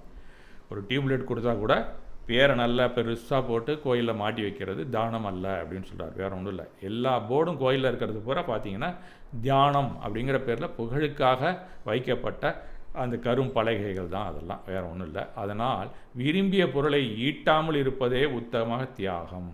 அப்போ நீ அதுக்காக பொருள் ஈட்டுகிறாயே அதை முதல்ல நிறுத்து, அதுவே தியாகம் அப்படின்னு சொல்கிறார். நீ பேரும் புகழுக்காக நீ பொருளை ஈட்டி அதுக்கப்புறம் நீ தானம் செய்கிறாய், அது உத்தம தியாகம் அல்ல அப்படிங்கிறார். அதை நீ பொருளை ஈட்டாமையே இருக்கலாம். நிறையா பேர் கண்டாமுண்டான்னு சம்பாரித்து புகழுக்காக நிறையா வாரி வழங்கிட்டு இருக்காங்க. அது மாதிரி செய்யாமல் இருப்பதே உத்தம தியாகம் அப்படின்னு சொல்கிறார். பொருள் பற்றிலிருந்து விலகுவதே தியாகம். இல்லறத்தில் உள்ளவர்கள் மிகுதியான பொருளை ஈட்டாமல் இருப்பதும் பொருளே ஈட்டாத துறவரத்தாருமே தியாகிகளாக கருதப்படுவர். இங்கே தான் மிருகுபொருள், உருமாமை, அபரிக்கிரகா இதெல்லாம் இங்கே தான் வருகிறது. பற்றறுத்தல் தானம், பற்றின்மை தியாகம், இது ரெண்டுக்கும் வித்தியாசம் இதுதான். நம்ம ஏற்கனவே நம்மள்கிட்ட ஒரு அட்டாச்சாக என்ன இருக்கோ அதை நாம் தூக்கி அட்டாச்சும் கொடுத்துட்டோம்னா பற்றறுத்தல். எதுவுமே பற்றாக உள்ளே வராமையே அந்த மாதிரி இருக்கக்கூடியது தான் தியாகம். இது ரெண்டுக்கும் வித்தியாசம் இதுதான். பற்றறுத்தல் தானம், பற்றி இன்மை தான் தியாகம். இது ரெண்டுக்குள்ள வித்தியாசம். நம்ம தானம் கொடுக்குறத பற்றறுத்தல் வேணால் சொல்லிக்கலாம். நம்மள்கிட்ட இருக்கிறத தூக்கி கொடுத்துட்டோம், அது புண்ணியம் தான் நமக்கு வரும். அந்த மாதிரி இல்லாமல் உள்ளேயே எதுவும் கொண்டு போகாமல் எதுவுமே உள்ளே வாங்காமல், டிட்டாச்மெண்ட் கிடையாது, நான் அட்டாச்மெண்ட். இது ரெண்டுக்குள்ள வித்தியாசத்தை நாம் தெரிந்து கொள்வது தான் இந்த தியாகம் அப்படிங்கிறது நமக்கு தெரியப்படுத்துவது. உத்தம ஆகிஞ்சன்யம் இதெல்லாம் இன்னும் அடுத்தடுத்து சார் உங்களுக்கு சொல்லுவாங்க, நிறைய பேர் சொல்லுவாங்க. போக போக நான் ஒரு சின்ன குறிப்பு மட்டும்தான் நான் உங்களுக்கு தெரிவிக்கிறேன் என்று தான் சொல்லுவேன். என்னை தவிர எந்த பொருளும் எனதல்ல என்று வாழ்வது ஆகிஞ்சன்ய தர்மம். ஆன்மாவே எனதாகும். ஆன்மாவை தவிர உடம்புல இருக்கக்கூடிய மனமோ இந்த கர்ம உடலோ எல்லாமே என்னுடையதல்ல, அது புத்கலம். என்னுடைய உடல் என்னுடையது அல்ல என்ற உணர்வோடு வாழ்வதே உத்தம ஆகிஞ்சன்யம் என்பது. அதற்கு ஒரு ஜீவன் புறப்பொருளையும் அகப்பொருளையும் நீக்க வேண்டும். ஒரு ஜீவன் புறப்பொருள்னா உடல் அப்படின்னு வச்சுக்கணும், அகப்பொருள்னா உள்ளே இருக்கக்கூடிய மனம், அது இல்லாமல் தானாகவே உள்ள நமக்கு தெரியாமையே சேர்ந்துருக்கல வினைகள், அறம் வழியில் நடக்காமல் அந்த வினை பொருள்களையும் நாம் விலக்கி கொண்டே வர வேண்டும். அப்படிங்கிறதுக்கு தான் இந்த ஆகிஞ்சன்ய தர்மத்தை நமக்கு வழங்குகிறார். அதற்கு கடைசியாக நமக்கு 10வது நாள் என்ன சொல்கிறாருன்னா உத்தம பிரம்மச்சரியம். இது படிநிலையில் கொஞ்சமாக நாம் மேலே போகிறதுக்காக வழங்கப்பட்டது. ஒவ்வொரு 4 முடிஞ்சதுக்கப்புறம் அடுத்தடுத்த லெவலுக்கு நீங்கள் போகணுங்கிறதுக்காக 10வது நாள் பிரம்மச்சரியம் அப்படிங்கிறது சொல்கிறாரு. சிற்றின்ப நிகழ்ச்சியில் நினைவில் இல்லாதது கொள்ளாதது அப்படின்னு நாம் சொல்கிறோம். ஏன்னா நாம் இல்லறத்தாராக இருக்கிறதுனால உத்தம பிரம்மச்சரியம் அவங்க தான் அந்த பிரம்மச்சரியத்தை கடைப்பிடிக்க முடியும். அந்த ஆச்சாரியார்கள் இவங்கெல்லாம் முனிவர்கள்லாம் அந்த உத்தம பிரம்மச்சரியத்தில் பெரும்பாலும் அவங்க அதில் தான் இருக்கிறார்கள் என்று சொல்லலாம். இதில் இன்னும் சொல்லப்போனால் நாம் இயல்பான சுபாவத்துடன் செயல்படுவதே பிரம்மச்சரியம் அப்படிங்கிறது தான் சரியான உண்மை. ஞான தரிசனம் அப்படிங்கிறது ஆன்மாவிலிருந்து வெளிப்படக்கூடியதாக இருக்க வேண்டும். அது நல்ஞானமாக இருக்கணும், நற்காட்சியாக இருக்க வேண்டும். அப்படிங்கிறது தான் பிரம்மச்சரியம் அப்படிங்கிறது உண்மையான அர்த்தம். அதற்கான வழி தரிசன விசிக்தியுடன் வாழ்வது தான். ஏன்னா உள்ளே போனோன்னே அது தரிசனமாக தான் இருக்கும். அதையே நீங்கள் ஃபில்டர் பண்ணிட்டீங்கன்னா விசுத்தி, அதே தூய்மையாக இருக்கும். அதுக்கப்புறம் அது ஞானமாக மாறுகிறது. இந்த இந்த படிநிலையிலே நீங்கள் நிறுத்தணும் அப்படிங்கிறதுக்கு தான் உத்தம பிரம்மச்சரியத்தை வழங்கியிருக்கிறார். உணர்வில் தூய்மை இருப்பின் அதுவே பிரம்மச்சரியம் இயல்பாகவே வந்து சேரும். சம்யக்துவம் வர வழிவகுப்பதே இந்த பிரம்மச்சரிய விரதமாகும் அப்படிங்கிறது சொல்லப்படுகிறது. இந்த பிரம்மச்சரிய விரதம் முடிஞ்சிடுச்சுன்னா அதுக்கப்புறம் சமாவாணி அப்படின்னு சொல்லுவாங்க, மன்னிப்பு கோருதல். மன்னிப்பு கோருதலுக்கு அப்புறம் நீங்கள் மறுபடியும் அதே தவறை செஞ்சு மன்னிப்பு வாங்கக்கூடாதுங்கிறது தான் அதனுடைய விதி. ஆனால் என்ன பண்ணுறது, நம்ம மறந்துடுறோம். மன்னிப்பு எதுக்கு வாங்கணுங்கிறதையே மறந்துடுறோம். சில நேரத்தில் மன்னிப்பு வாங்கணுங்கிறதையே மறந்துடுறோம்.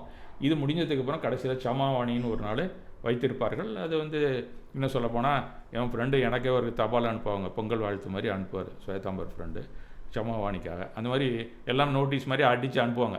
நம்ம பொங்கல் வாழ்த்து வாங்க மாதிரி சமாவாணியை 2 கை கூப்பிட்றது மாதிரி போட்டு அனுப்புவாங்க. அது எதுக்குன்னே தெரியாது. ஆனால் எல்லோரும் வாங்கி திருப்பி ரொம்ப தேங்க்ஸ் அப்படின்னு நம்ம பதில் பண்ணோம். இப்போல்லாம் வாட்ஸ்அப்லேயே வந்துகிட்டு இருக்கு சமாவாணியெல்லாம். அது என்ன சமாவாணியோ அதுவும் தொடர்ந்து நடந்து கொண்டு ஒரு நாளைக்கு உண்மை நமக்கு தெரிந்து தானே போக போகுது. அது வரைக்கும் இந்த சமாவாணியை நாமும் தொடரலாம். ஆக சமாவாணி முடிஞ்சிச்சுனாலே இந்த பருவ விழா முடிந்து விட்டது என்று தான் அர்த்தம்.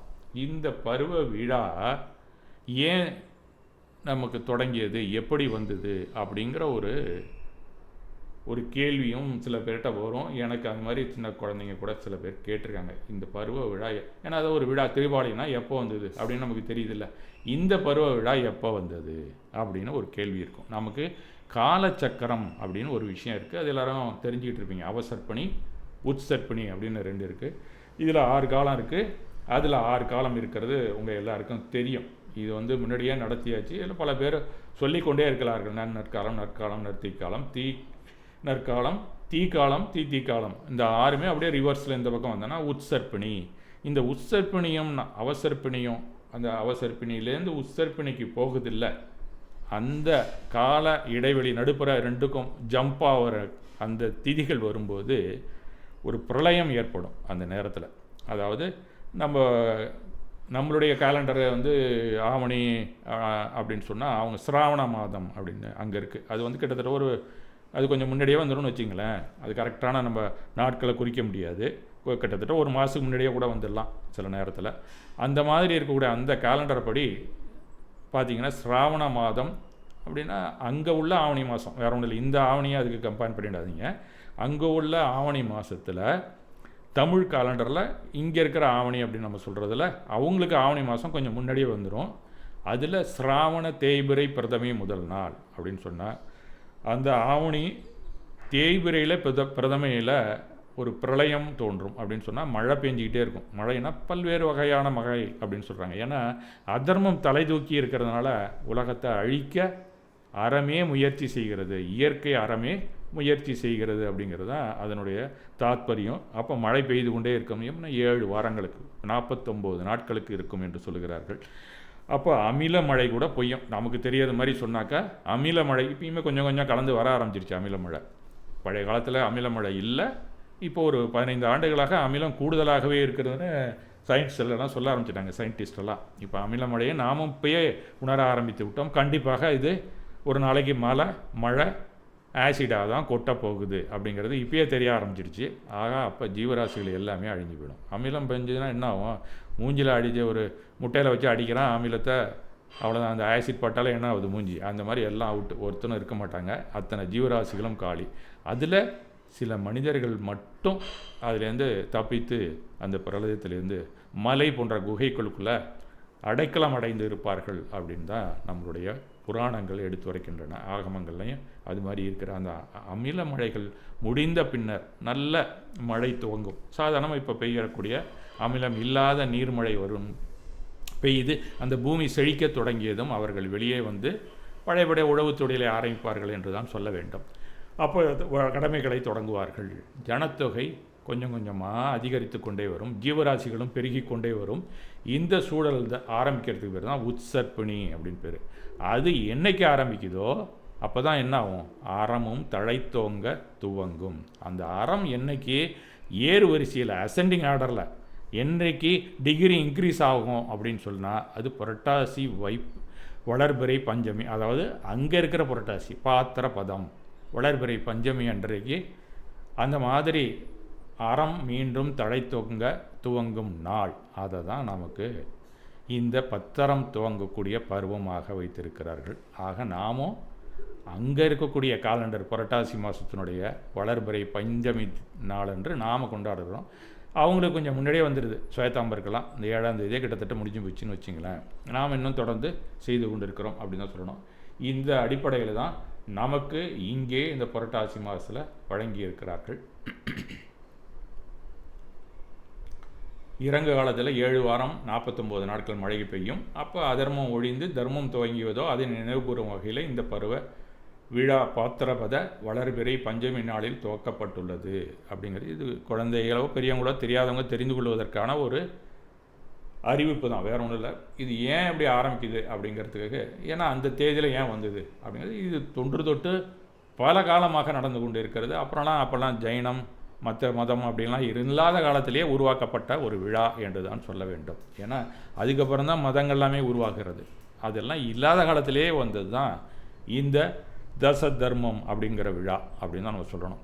அடுத்தது பார்த்திங்கன்னா, அறம் அப்படின்னு சொல்லும்போது ஒரு செய்யுள் வரி எல்லாருமே படிச்சிருப்பாங்க. அதுக்கான ஒரு செய்யுளை நான் இங்கே உங்களுக்கு வெளியிட்டு இருக்கிறேன். வஸ்து சுபாவோ தம்மோ கம்மாதி தசவிகோ தம்மா ரயனத் அயஞ்ச தம்மோ ஜீவானம் லக்கணம் தம்மோ அப்படின்னு அது வந்து பிராகிருதம் பாகதம் அப்படின்னு சொல்லுவாங்க. அந்த மொழியில் முதல்ல இருந்தது நம்மளுடைய இந்தியாவிலே பாகதம் என்று சொல்லக்கூடிய பிராகிருதம் தான். மகாவீரர் கூட தன்னுடைய ப்ரீச்செல்லாம் அதில் தான் அன்ஸ்ட்ரக்சர்டு லாங்குவேஜ் அப்படின்னு சொல்லலாம். அதை அந்த லாங்குவேஜில் தான் ஒரு அறவுரையெல்லாம் சொல்லியிருக்கிறார். அந்த லாங்குவேஜை ஸ்ட்ரக்சர்டு லாங்குவேஜாக மாற்றும்போது ஆரியர்கள் வராங்க. அவங்களுடைய மொழியை நாம் வந்து இரவல் வாங்கி உருவாக்கியது தான் சமஸ்கிருதம். ஏன்னா சமஸ்கிருதம் என்றைக்கும் அழியாமல் இருக்கும், அதனுடைய ஸ்ட்ரக்சர் மாறாது. இது வந்து வழக்கு மொழியில் இருக்கிறது அழிஞ்சிரும், இது கொச்சை மொழியாக இருக்கிறது அப்படிங்கிற ஒரு ஏற்பாடு. ஏன்னா நூல்கள் நம்ம போடணும்னு சொன்னால் கொச்சை மொழியில் போட முடியாது. ஏன்னா செவி வழி செய்தியாகவே நம்ம வைத்து கொண்டு இருக்க வேண்டும். நினைவாற்றல் குறையும், நமக்கும் நல்ல புத்தி போய் கெட்ட புத்தி வர ஆரம்பிச்சிடும் மனிதர்களுக்கெல்லாம். அப்போல்லாம் இதெல்லாம் நம்ம தூக்கி போட்டுருவோம். அப்படிங்கிறதுக்காக உருவாக்கப்பட்டது தான் இந்த சமஸ்கிருதங்கள். அதில் அந்த பழைய அவர் என்ன சொன்னாரோ அந்த வாக்கியத்தின்படி பார்க்கும்போது அறம்னா என்ன, அவர் என்ன சொல்கிறாருன்னு கேட்டால், பொருளின் இயல்பே அறம் அப்படின்னு தான் இதில் சொல்கிறார். அது மட்டுமல்ல, உத்தம பொறையுடைமை உத்தமை மென்மை போன்ற 10 குணங்களும் அறம் அப்படின்னு அவரே சொல்லியிருக்கார். அதுக்கப்புறம் தான் அவர்களுடைய சீடர்களான கௌதம் சாமி, அதுக்கப்புறம் வந்தவங்கெல்லாம் உமாசாமி, இவங்க எல்லாமே தத்துவார்த்த சுத்தத்தில் எல்லாத்துலேயுமே இந்த 10 அறத்தை தெரிவிக்கிறார்கள் அப்படின்னு தான் நம்ம சொல்லணும். அவர் முத அந்த பொருளின் இயல்பே அறம். அடுத்தது பார்த்திங்கன்னா உத்தம பொறையுடைமை என்று சொல்லக்கூடிய இந்த 10 அறமுமே அறம் தான் அப்படின்னு, அந்த 10 குணங்களும் அறத்தின் வெளிப்பாடு தான் அப்படின்னு சொல்லுகிறார். அதற்கப்புறம் பார்த்திங்கன்னா நற்காட்சி நல்ஞானம் அப்படிங்கிற மும்மணிகளுமே அறம் அப்படிங்கிறார். உயிர்களை காப்பதும் அறம் அப்படின்னு கடைசியில் முடிச்சிட்டார். அதில் உயிர்களை காப்பது என்ன, அகிம்சா அறம் தான், வேறு ஒன்றும் கிடையாது. அகிம்சையை கடைபிடிப்பதும் அறம் தான். நீ அகிம்சையை கடைபிடிச்சினாலே உன்னுடைய சுபா குணம் தானாகவே வெளிப்பட ஆரம்பிச்சிடும்.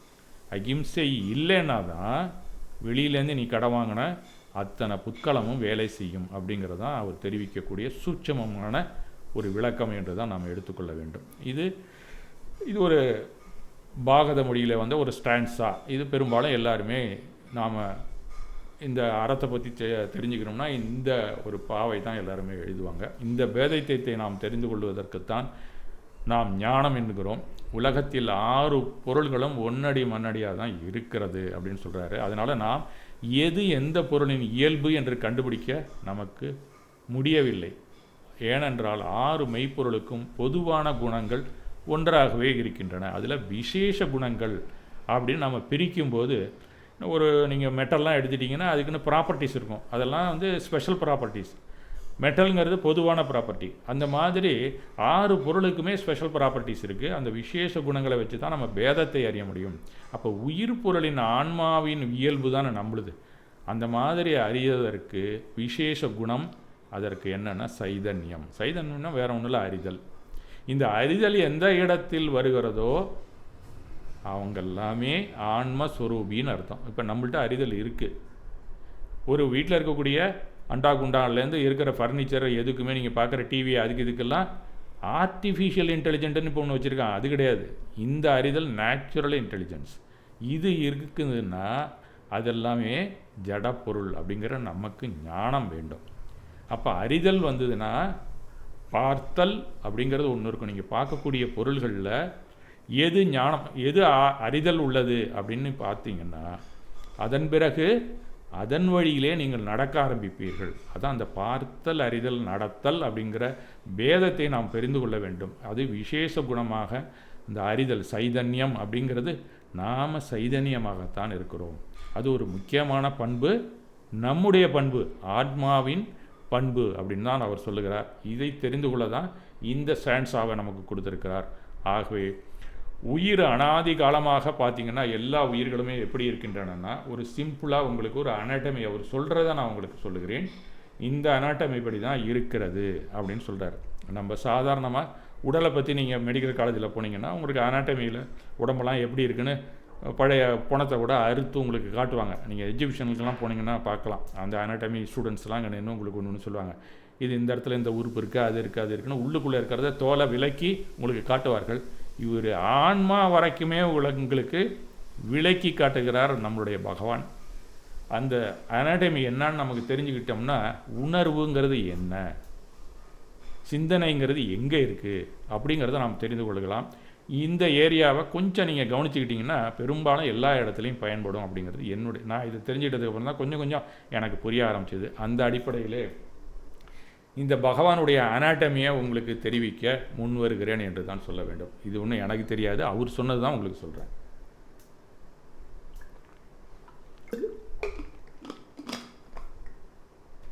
இதில் படத்தில் நம்ம மனிதனாக இருக்கிறதுனால படம் மனித உருவத்தில் நிழலாக போடப்பட்டிருக்கிறது. இது ஒரு புள்ளி, ஆன்மாவினுடைய அணு ஒரு புள்ளியாக இருக்குன்னு வச்சுங்களேன். அதை சுற்றியும் இந்த ஸ்ட்ரக்சர்கள் இருந்து கொண்டு தான் இருக்கிறது. நமக்கு புரியறதுக்காக இந்த மாதிரி விஷுவலைஸ் பண்ணியிருக்கு. அதனால் இப்படி தான் நம்ம உடம்புல இருக்குது அடுக்கு அப்படின்னு நீங்கள் நினச்சிக்கக்கூடாது. ஒவ்வொரு புள்ளி அதை சுற்றி இத்தனை அனாட்டமியும் இருக்குது அப்படிங்கிறத நீங்கள் உள்வாங்கி கொண்டு இதை பார்க்க வேண்டும். முக்கியமான விஷயம் அதுதான். லிவிங் க்ரீச்சர் எல்லாமே சாண்ட்விச்டு பை தி ஆத்மா ப்ளஸ் புத்கல். ஏன்னா நம்ம நட்சத்திரங்கள்லாம் இப்படி சொன்னால் தான் புரியும் அந்த பொண்ணுக்கெல்லாம், அதனால தான் அப்படி சொல்கிறேன். எல்லா லிவிங் க்ரீச்சருமே சாண்ட்விச்டு பை ஆத்மா ப்ளஸ் புத்கல் அப்படின்னு தான் சொல்லப்படுகிறது. அப்படின்னு சொன்னால் ஆன்மா அப்படிங்கிறது உள்ளுக்குள்ளே இருக்கக்கூடிய ஒரு புள்ளி, அது உள்ளுக்குள்ளே இருக்கக்கூடிய ஒரு அடர்ந்த பொருள், பல புள்ளிகள் ஒன்றிணைந்த ஒரு அடர்த்தியான பொருள் அப்படின்னு கூட சொல்லலாம். அதுக்கு தான் அந்த சென்சரி அப்படிங்கிற ஒரு ஆற்றல் இருக்கிறது. அதுதான் சைதன்யம் அப்படின்னு சொல்கிறோம். அறிதல்ங்கிற பண்பு இந்த ஆன்மாவுக்கு மட்டும்தான் இருக்கிறது. அதற்கப்புறம் அடுத்த லெவல் போயிட்டிங்கன்னா பாவகர்மா. கர்மாலே 2 இருக்குது, திரவிய கர்மா இருக்குது, பாவகர்மா இருக்குது. அதில் ஆன்மாவுக்கு அடுத்து அதை அப்படியே சுத்தமாக மறைத்து கொண்டு இருப்பது எதுன்னு பார்த்தீங்கன்னா பாவகர்மா. இந்த பாவகர்மா சம்மந்தப்பட்ட விஷயத்தை தான் நாம் இன்றைக்கி பத்திரத்தில் பார்த்துக்கிட்டு இருக்கோம், வேறு ஒன்றும் இல்லை. இந்த பாவகர்மாவை பற்றி ரொம்ப பேருக்கு தெரியாது. மற்ற ஞானிகள் யாருமே பாவங்கிற ஏரியாவுக்குள்ளே போகலை, சிந்தனையோடு நின்றுட்டாங்க. மனதை எப்படி சீரமைப்பது, இதுதான் எல்லா ஞானியரும் கூறுகிறார்கள். அதுக்குள்ளேயும் அனட்டமி படி உள்ள ஒன்று இருக்கியா, அது பாவகர்மா. இந்த பாவனையை நீ சரி செய். இந்த பாவனையை எப்படி சரி செய்யறதுங்கிறதுக்கு தான் இந்த தச தர்மம் நமக்கு வழங்கப்பட்டிருக்கிறது. அதை நாம் புரிந்து கொள்ள வேண்டும். இந்த பாவகர்மாவுக்கு மேலே திரவிய கர்மா இருக்குது. இந்த திரவிய கர்மா நேரடியாக நமக்கு செயலாக்கத்துக்கு வராது, பாவ கர்மாவாக மாறி தான் ஆன்மாவை தாக்கும். இது ஒரு ரூட் அப்படி இருக்குன்னு தான் சொல்லப்படுகிறது. இது சில புத்தகத்தில் மாறியும் போட்டிருக்காங்க, அது எப்படி போட்டாங்கலாம் நமக்கு தெரியல. 2 இருக்கிறது மட்டும் தெரிஞ்சுங்க. நான் படித்த புத்தகத்தில் பாவகர்மாவுக்கு மேலே அவுட்டர் ரிங்காக இருக்கிறது திரவிய கர்மா. இது ரிங்காக தான் இருக்கும். நான் புரியறதுக்காக உங்களுக்கு மனித உருவமாக வரைந்திருக்கிறேன், அவ்வளோதான். அதாவது பல வகை புத்கல வர்க்கணைகள் இருக்கின்றன. புத்கலம் அப்படிங்கிறதுல ஏகப்பட்ட டென்சிட்டி படி வெரைட்டிஸ் நிறையா இருக்குது. அந்த மாதிரி புத்கல பொருள்களில் பாவமாக இருக்கக்கூடிய அலை வடிவில் இருக்கக்கூடிய புத்கலம் தான் பாவகர்மா. அதே கொஞ்சம் திக்காயிடுச்சு அப்படின்னு சொன்னால், கொஞ்சம்லாம் கிடையாது. எப்படி மீட்டியார்ஸ் அப்படிங்கிற மேலேந்து வரக்கூடிய அந்த விண் கற்கள் இருக்குல்ல, அந்த ஒரு கல்லோட எடையே பல டன். இங்கே இருக்கக்கூடிய எந்த மலையுமே அந்த டன்னுக்கு இருக்காது. அப்போ அதனுடைய அடர்த்தி ரொம்ப நெருக்கமாக இருக்கும். அந்த மாதிரி அடர்த்தி அதிகமான ஒரு புத்கல பொருள் ஒன்று சேர்ந்த ஒரு கூட்டு பொருள் தான் இது. அந்த தான் திரவிய கர்மா அப்படிங்கிறது. முன்னாடி இருக்கிறது அலைவடிவிலே கொஞ்சம் அலைவடிவிலே இருக்கும், தளர்ச்சியாக ஓடக்கூடியது. அது எங்கே பார்த்தாலும் டிரான்ஸ்ஃபர் ஆகும், இங்கேருந்து அங்கே ஈஸியாக டிரான்ஸ்மிட் ஆகும். அது பாவகர்மா. டிரான்ஸ்மிட்லாம் ஆகாது, அதே இடத்துல உட்காந்துருக்கும். அது திரவிய கர்மா. இந்த திரவிய கர்மா தான் அந்த சக்தி வடிவிலே வரக்கூடிய பாவகர்மாவாக தூண்டுகிறது. அது பாவகர்மா வருது. இதை சிவம் சக்தியை என்னங்கிறது இந்த இடத்துல நீங்கள் புரிஞ்சுக்கலாம். இதை நாம் புரிஞ்சுக்கிட்டோம்னா அடுத்தது மனம். இந்த மனம்ங்கிறது நாம் இப்போ மனிதனாக இருக்கிறதுனால இந்த மனோவர்க்கனை அப்படின்னு சொல்லுவாங்க. அதில் உருவாக்கப்பட்ட இதுவும் ஒரு அலை வடிவத்தில் தான் இருக்குது. இது ஓட்டத்திலே இருக்கும், எப்போ பார்த்தாலும் சிந்தனையிலே தான் இருந்துகிட்டு இருக்கும். அது ஓயவே ஓயாது. நீங்கள் தூங்கினாலும் மன ஓட்டம் இருந்து கொண்டு தான் இருக்கும். நீ தூங்கும்போது என்ன செய்யுது, ஆன்மா சும்மா இருக்குது, அதனால் மன ஓட்டம் உனக்கு தெரியல. அப்பையும் சமயத்தில் கொஞ்சம் அப்படி இப்படியே ஆன்மா விழிச்சதுன்னா கனவு ஓட ஆரம்பிச்சிருது. இந்த கனவு இந்த எண்ண ஓட்டம்தான். இந்த எண்ணம்லாம் இன்றைக்கி நேற்று இல்லை, எப்பயோ நமக்கே தெரியாது. வீணா ஆளுமைங்கிறது உருவாக்குற காலத்துக்கு முன்னாடியே உருவாக்கப்பட்ட ஒரு விஷயந்தான் கணா. அந்த கணா நாம் நினைவில் இருக்கும்போது, அதாவது கான்ஷியஸில் விழிப்புக்கு வந்தால், ஆன்ம விழிப்பு கொஞ்சமாக வரும் காலையில், அந்த நேரத்தில் நமக்கு வந்ததுன்னா எண்ண ஓட்டம் நமக்கு தெரிய ஆரம்பிச்சிடுது. அது மனசில் தூங்கும்போது வந்ததுன்னா கனவு. நனவில் வர்றதும் கிட்டத்தட்ட ஆன்மாவை பொறுத்த வரைக்கும் அதுவும் கனவு தாங்க. இதுதான் மாய உலகம். அதுதான் ஞானிகள் கூறுகிறார்கள். இந்த மனம் அப்படிங்கிற அடுத்த கட்டத்துக்கு அப்புறம் தான் இந்த உடல். இந்த புற உடலுங்கிறது நாம் பார்க்கக்கூடியதில் உள்ளுக்குள்ளே அந்த 4 லேயர் இருக்குது அப்படின்னு சொல்கிறாரு அனாட்டமி படி. இந்த 4 லேயரில் இந்த பாவ கர்மா அப்படிங்கிறதுக்காக அதுதான் உணர்வாக வந்து உணர்ச்சியாக உன்னுடைய உடலிலே தூண்டுகிறது. உணர்வு தான் உணர்ச்சியாக மாறுகிறது அப்படிங்கிறத நாம் தெரிந்து கொள்ள வேண்டும். இதுக்கு தான் பத்தரம்.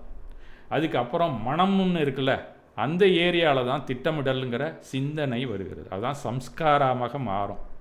அது திருப்பி உள்ள திரவிய கர்மாவாக உள்ளே இழுக்கும். அந்த ஏரியா தான் மனம். அங்கே தான் பன்னீர் சிந்தனையை தூக்கி வைக்கிறார்.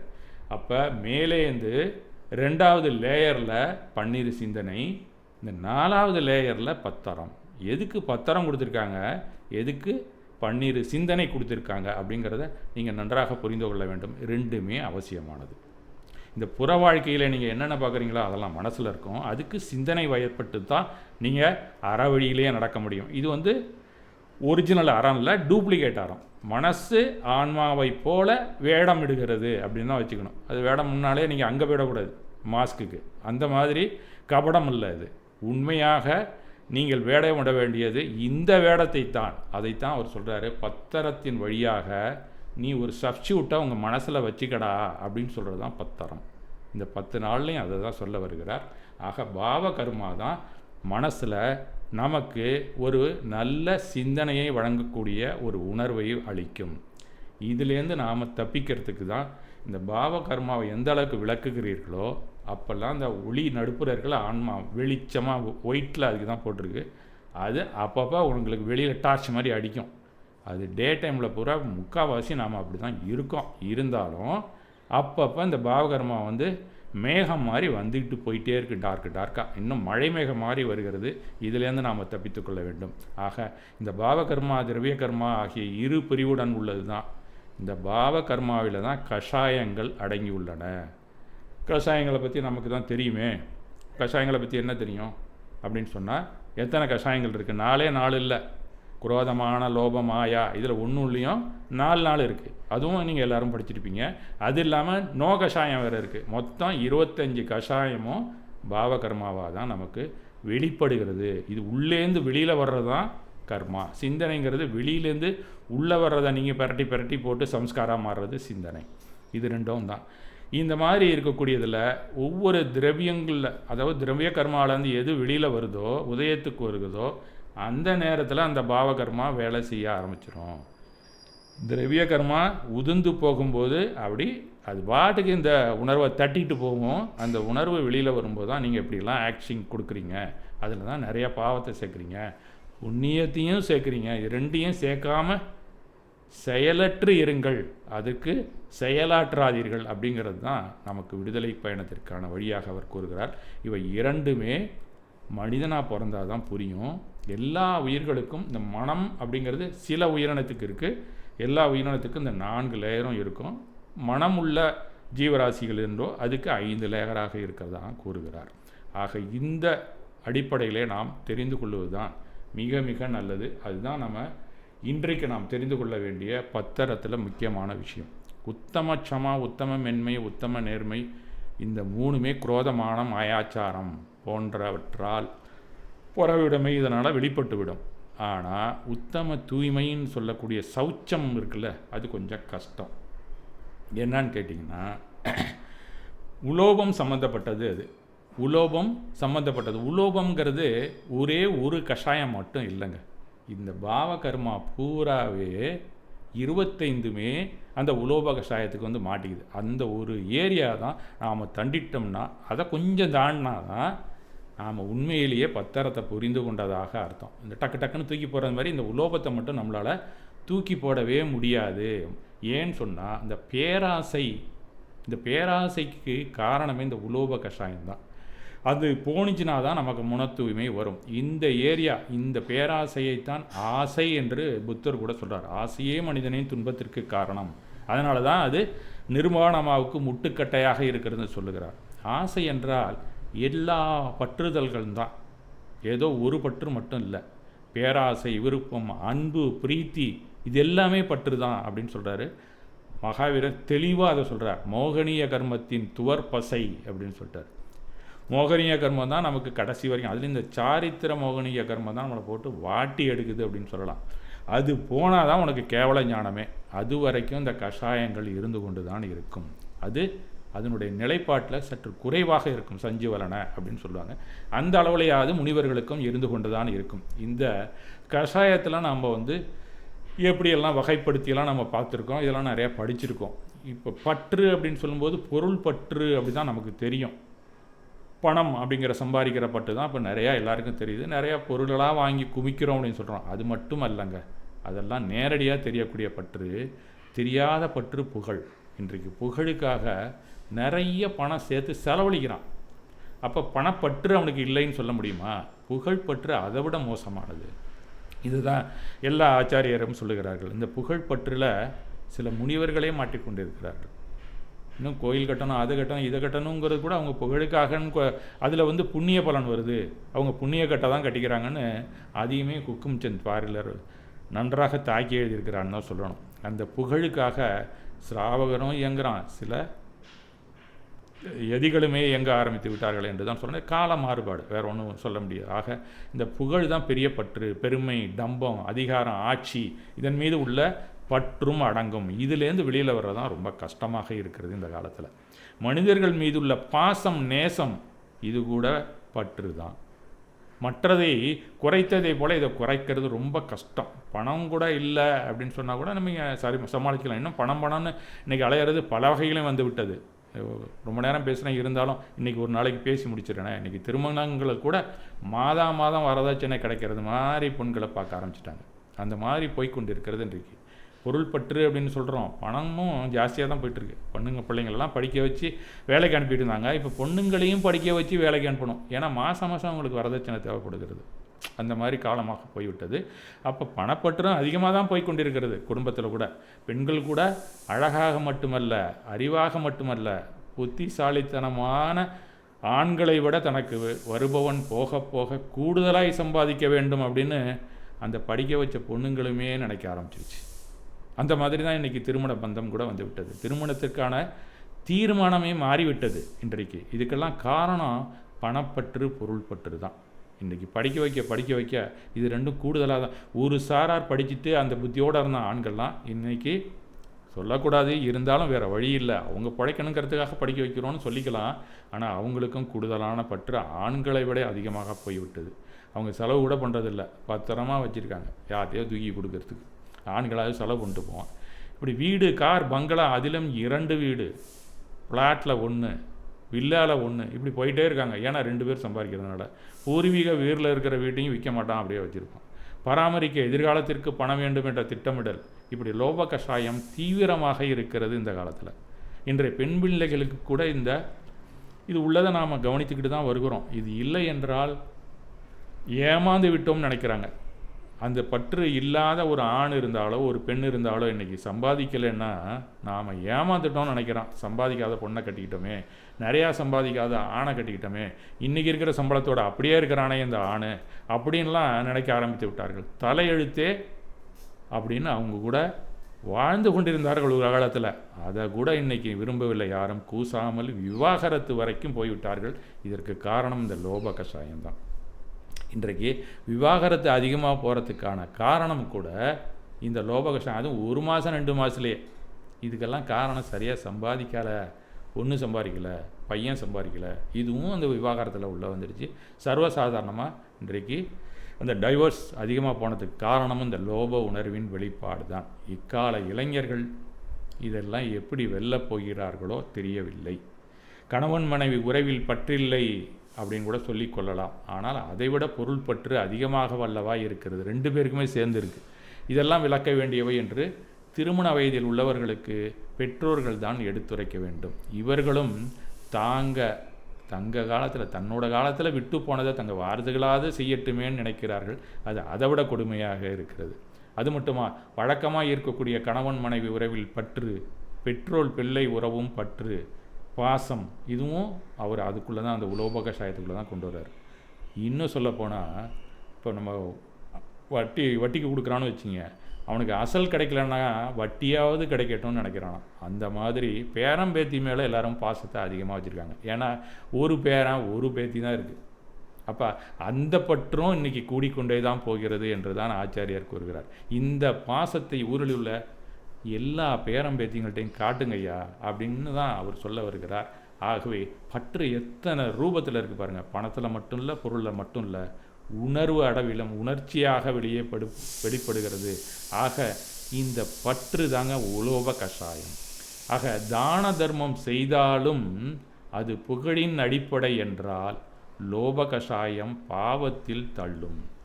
இல்லை, நான் இருக்கிற காசெல்லாம் புண்ணிய காரியத்தான், கோயில் கட்டுறேன், கோயிலை இது பண்ணுறேன், அதுக்காக நான் செலவழிக்கிறேன் அப்படின்னு நீங்கள் சொன்னாலும் அந்த செலவு கூட புண்ணிய வினை கட்டும். ஆக நம்மை விடுதலைக்கு இந்த 2மே வினை கட்டும், நம்மை விடாது அப்படின்னு தான் பகவான் அவருடைய இக்கால சீடர்கள் வரை எடுத்துரைக்கிறார்கள்.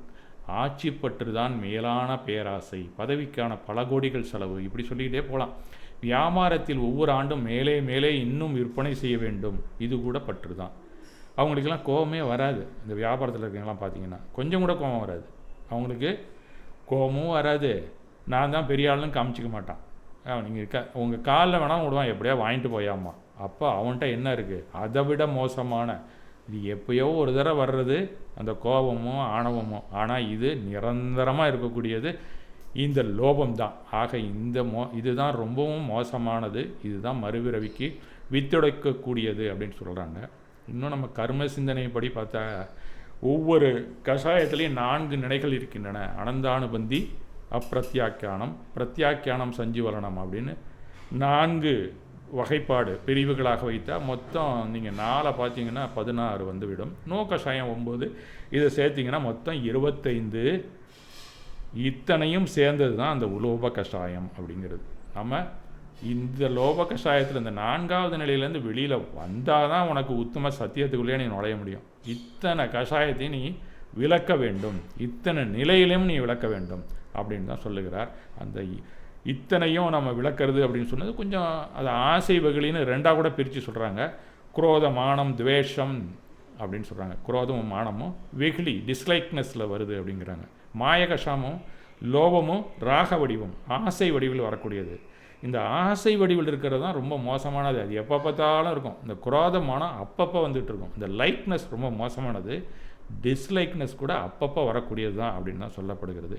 அப்போ ஹாஸ்யம், ஸ்ரீவேதம், புருஷவேதம், நபும்சக வேதம், ரதி அப்படிங்கிறதெல்லாம் கூட ராகத்தின் ஆசையின் வடிவமானது தான் அப்படின்னு சொல்லுகிறார்கள். அது இல்லாமல் மற்ற அரதி, சோகம், பயம், ஜுகுப்சா அப்படிங்கிறது துவேஷ வடிவமானது.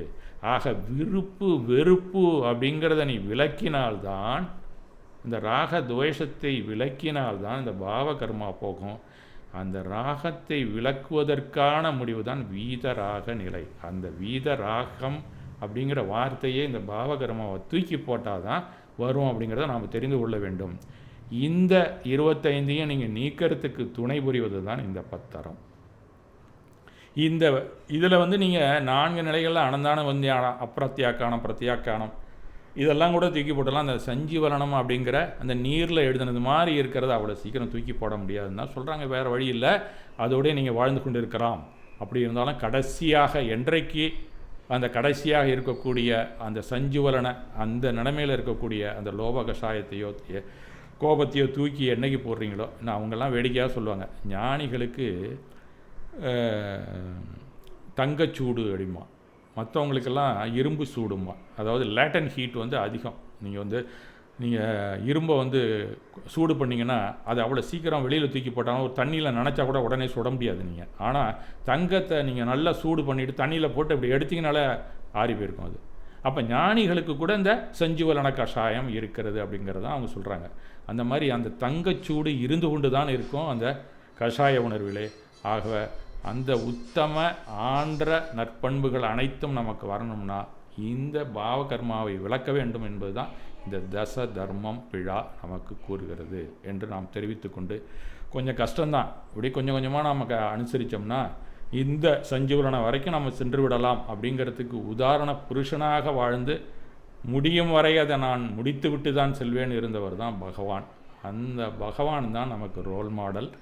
அவர்கிட்டருந்து தான் நாம் தெரிந்து கொண்டு இந்த பாவகர்மாவை விளக்க முடியும் என்று இன்றைய உரையிலே கூறிக்கொண்டு, நாமும் அவருடைய வழியிலே நாம் செல்வோம் என்று கூறி என்னுடைய உரையை முடித்துக் கொள்கிறேன். இந்த பத்தர நோக்கத்தின் அடிப்படையான விஷயத்தை நீங்கள் தெரிந்து கொள்ள வேண்டும் என்று தான் சொல்லுகிறேன். மிக்க நன்றி, வணக்கம்.